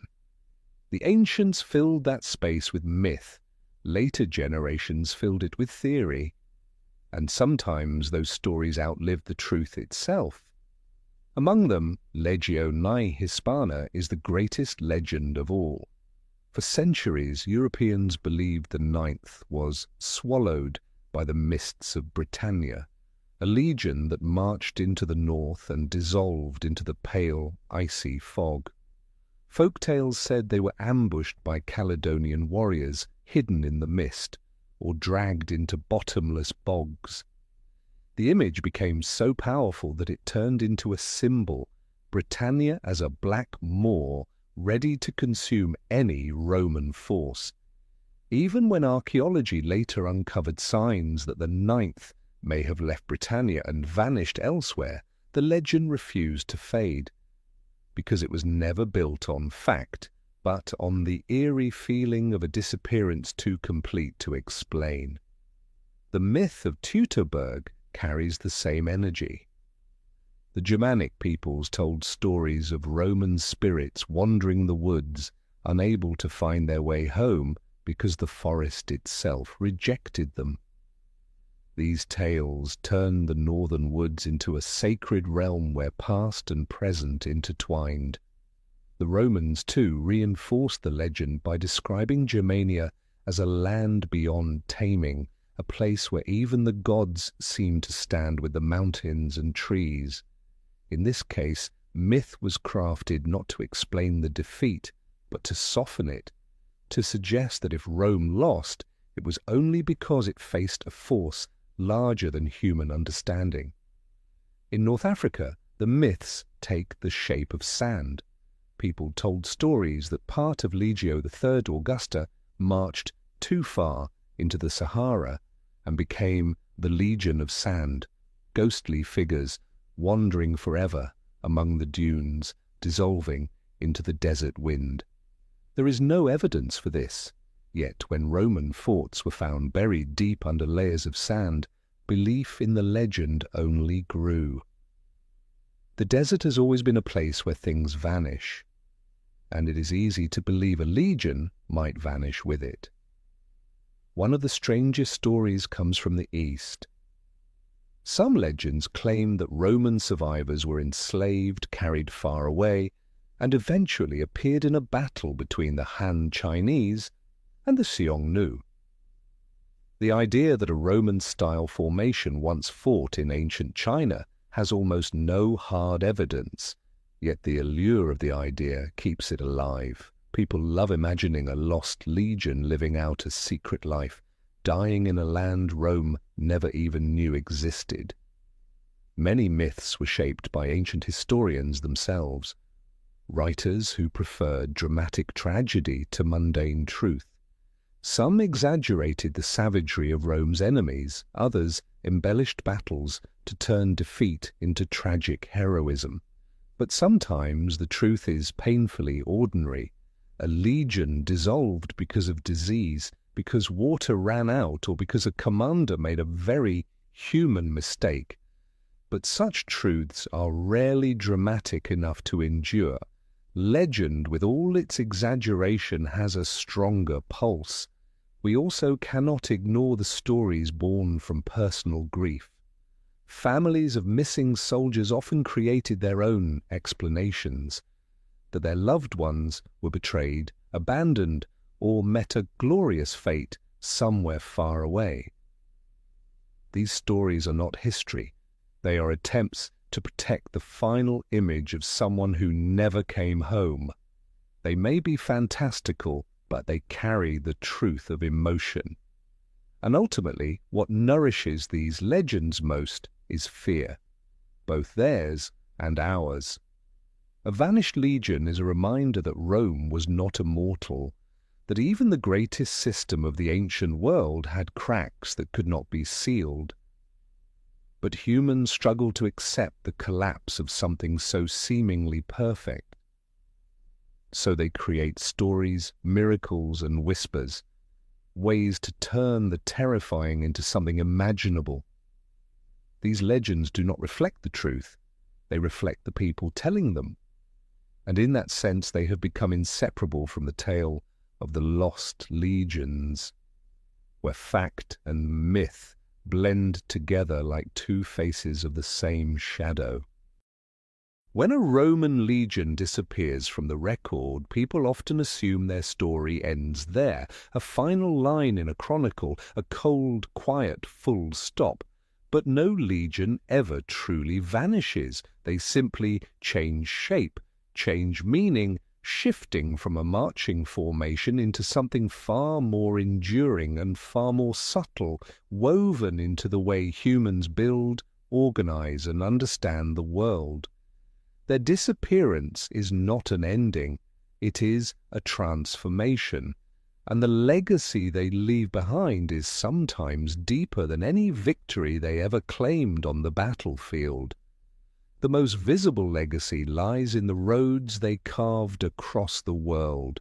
Every legion sent to the distant edges of the empire had to build roads, raise forts, and throw bridges over rivers. The forest roads of Germania, the iron-hard desert corridors of North Africa, and the perfectly straight routes of Britannia all bear the fingerprints of men once thought to have been swallowed by history. Even after the legions themselves faded from existence, their roads lived on, carrying merchants, migrants, and later armies across the same land. The legions disappeared as people, but the physical traces they left behind continued shaping the world for centuries. Another legacy, less tangible yet far more influential, appears in the way Rome reorganized its military in later centuries. When many legions were erased from the rolls during the 2nd and 3rd centuries, Rome was forced to rethink its entire strategy, no longer depending on massive offensive forces, but shifting towards smaller, more flexible units, better suited to a chaotic world. The disappearance of the old legions became the catalyst for reforms that led to Constantine's two-tier system, the Limitanei guarding the borders, and the Comitatenses moving swiftly through the interior. That structure became the blueprint for medieval European warfare. In other words, the gap left behind by the lost legions opened the door to an entirely new military era. A third legacy, quiet, steady, and profound, lies in the realization of how fragile power truly is. A civilization that once believed itself invincible had to confront the truth that even its finest legions could be erased by disease, weather, human error, or forces entirely outside its control. Their disappearance served as a reminder that every power, no matter how proud, has its blind spots. It forced Rome and us to look at the past with a humbler gaze. Their legacy also lives on in the way we tell stories. Without the silent death of Legio IX Hispana, we would not have the legends of soldiers walking into fog and fading from the world. Without Teutoburg, we would not have one of history's great tales of arrogance and the cost of underestimating the unfamiliar. Without the dissolution of legions in Judea, North Africa, or Armenia, we would never fully grasp the complexity of Rome's frontiers. Their mysteries became fuel for imagination, a kind of energy that exists only when history leaves a blank space. Yet perhaps the most enduring, most human legacy lies in the people themselves. Lost legions were not just thousands of soldiers, they were thousands of lives, young men leaving small villages to step into the empire, carrying charms from home, hopes for the future, and faith in the Aquila. When they disappear, we are reminded that a legion is never a faceless machine. It is a community of human beings bound together for 20 long years. To understand them is not just to solve a historical puzzle, but to return a voice to those forgotten lives. Their legacy also survives in the small things time could not erase, A brick stamped leg 9, a broken spearhead, a coin dropped along a march route, a dented fragment of armor. These objects outlast the rosters of emperors and the names of the men who once held them. Each time one is unearthed, it pulls the legion back out of the shadows, giving them a presence more real, more tangible than any written record ever could. And finally, the legacy of the lost legions rests in the very idea of lost. It reminds us that history is not complete, that vast stretches of the past remain unlit, that some stories survive only through fragments. Our task is not to fill every gap, but to respect them, to recognize that the ancient world was larger, messier, and more human than anything left on parchment. The lost legions did not just leave behind roads, forts, or legends. They left behind a way of seeing the past as storytellers, as seekers, and as people trying to understand the world more deeply. When we close the story of Rome's lost legions, we begin to see that what keeps them alive in human memory is not victory, nor perfect records, nor glorious chronicles.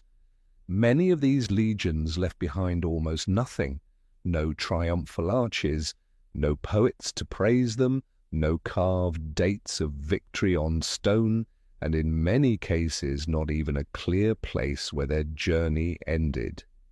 And yet, across thousands of years, people still speak of them, still search for them, still feel a strange tremor in their chest when they hear those fading names. Perhaps it is because the nature of history has always belonged to what remains unfinished. The silences, the gaps, the stories that cut off mid-sentence invite us to listen more closely, think more deeply, and ask far more questions. The lost legions are the embodiment of these darkened spaces. They do not leave behind answers, but they leave behind a space to keep asking. And sometimes that space has more power than any text could ever offer. They also remind us that even an empire as mighty as Rome, an empire that once believed itself eternal, was fragile before nature, disease, forests, deserts, and the missteps of human judgment. They show that strength is not found in being undefeatable, but in recognizing the limits of one's own power. Without these missing legions, we might too easily believe that history is simply a chain of victories by great empires, but their disappearance exposes a deeper truth. No empire is immune to time. Within those legions that never returned were countless individuals whose names were never recorded. History often chooses to honor the generals, the emperors, the victorious.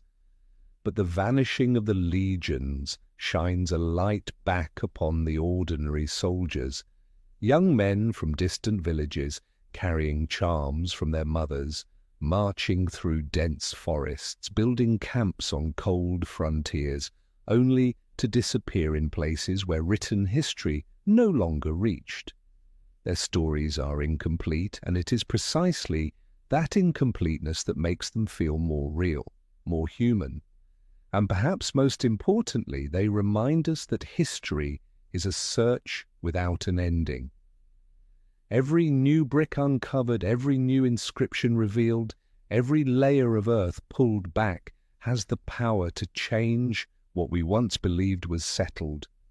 Their disappearance is not a final full stop, but an invitation to keep searching, keep questioning, keep turning the past over in our hands. Because of them, archaeology exists. Because of them, history stays alive. Because of them, we understand that the past is not a finished painting, but a story still waiting to be continued. Perhaps that is why the lost legions remain with us.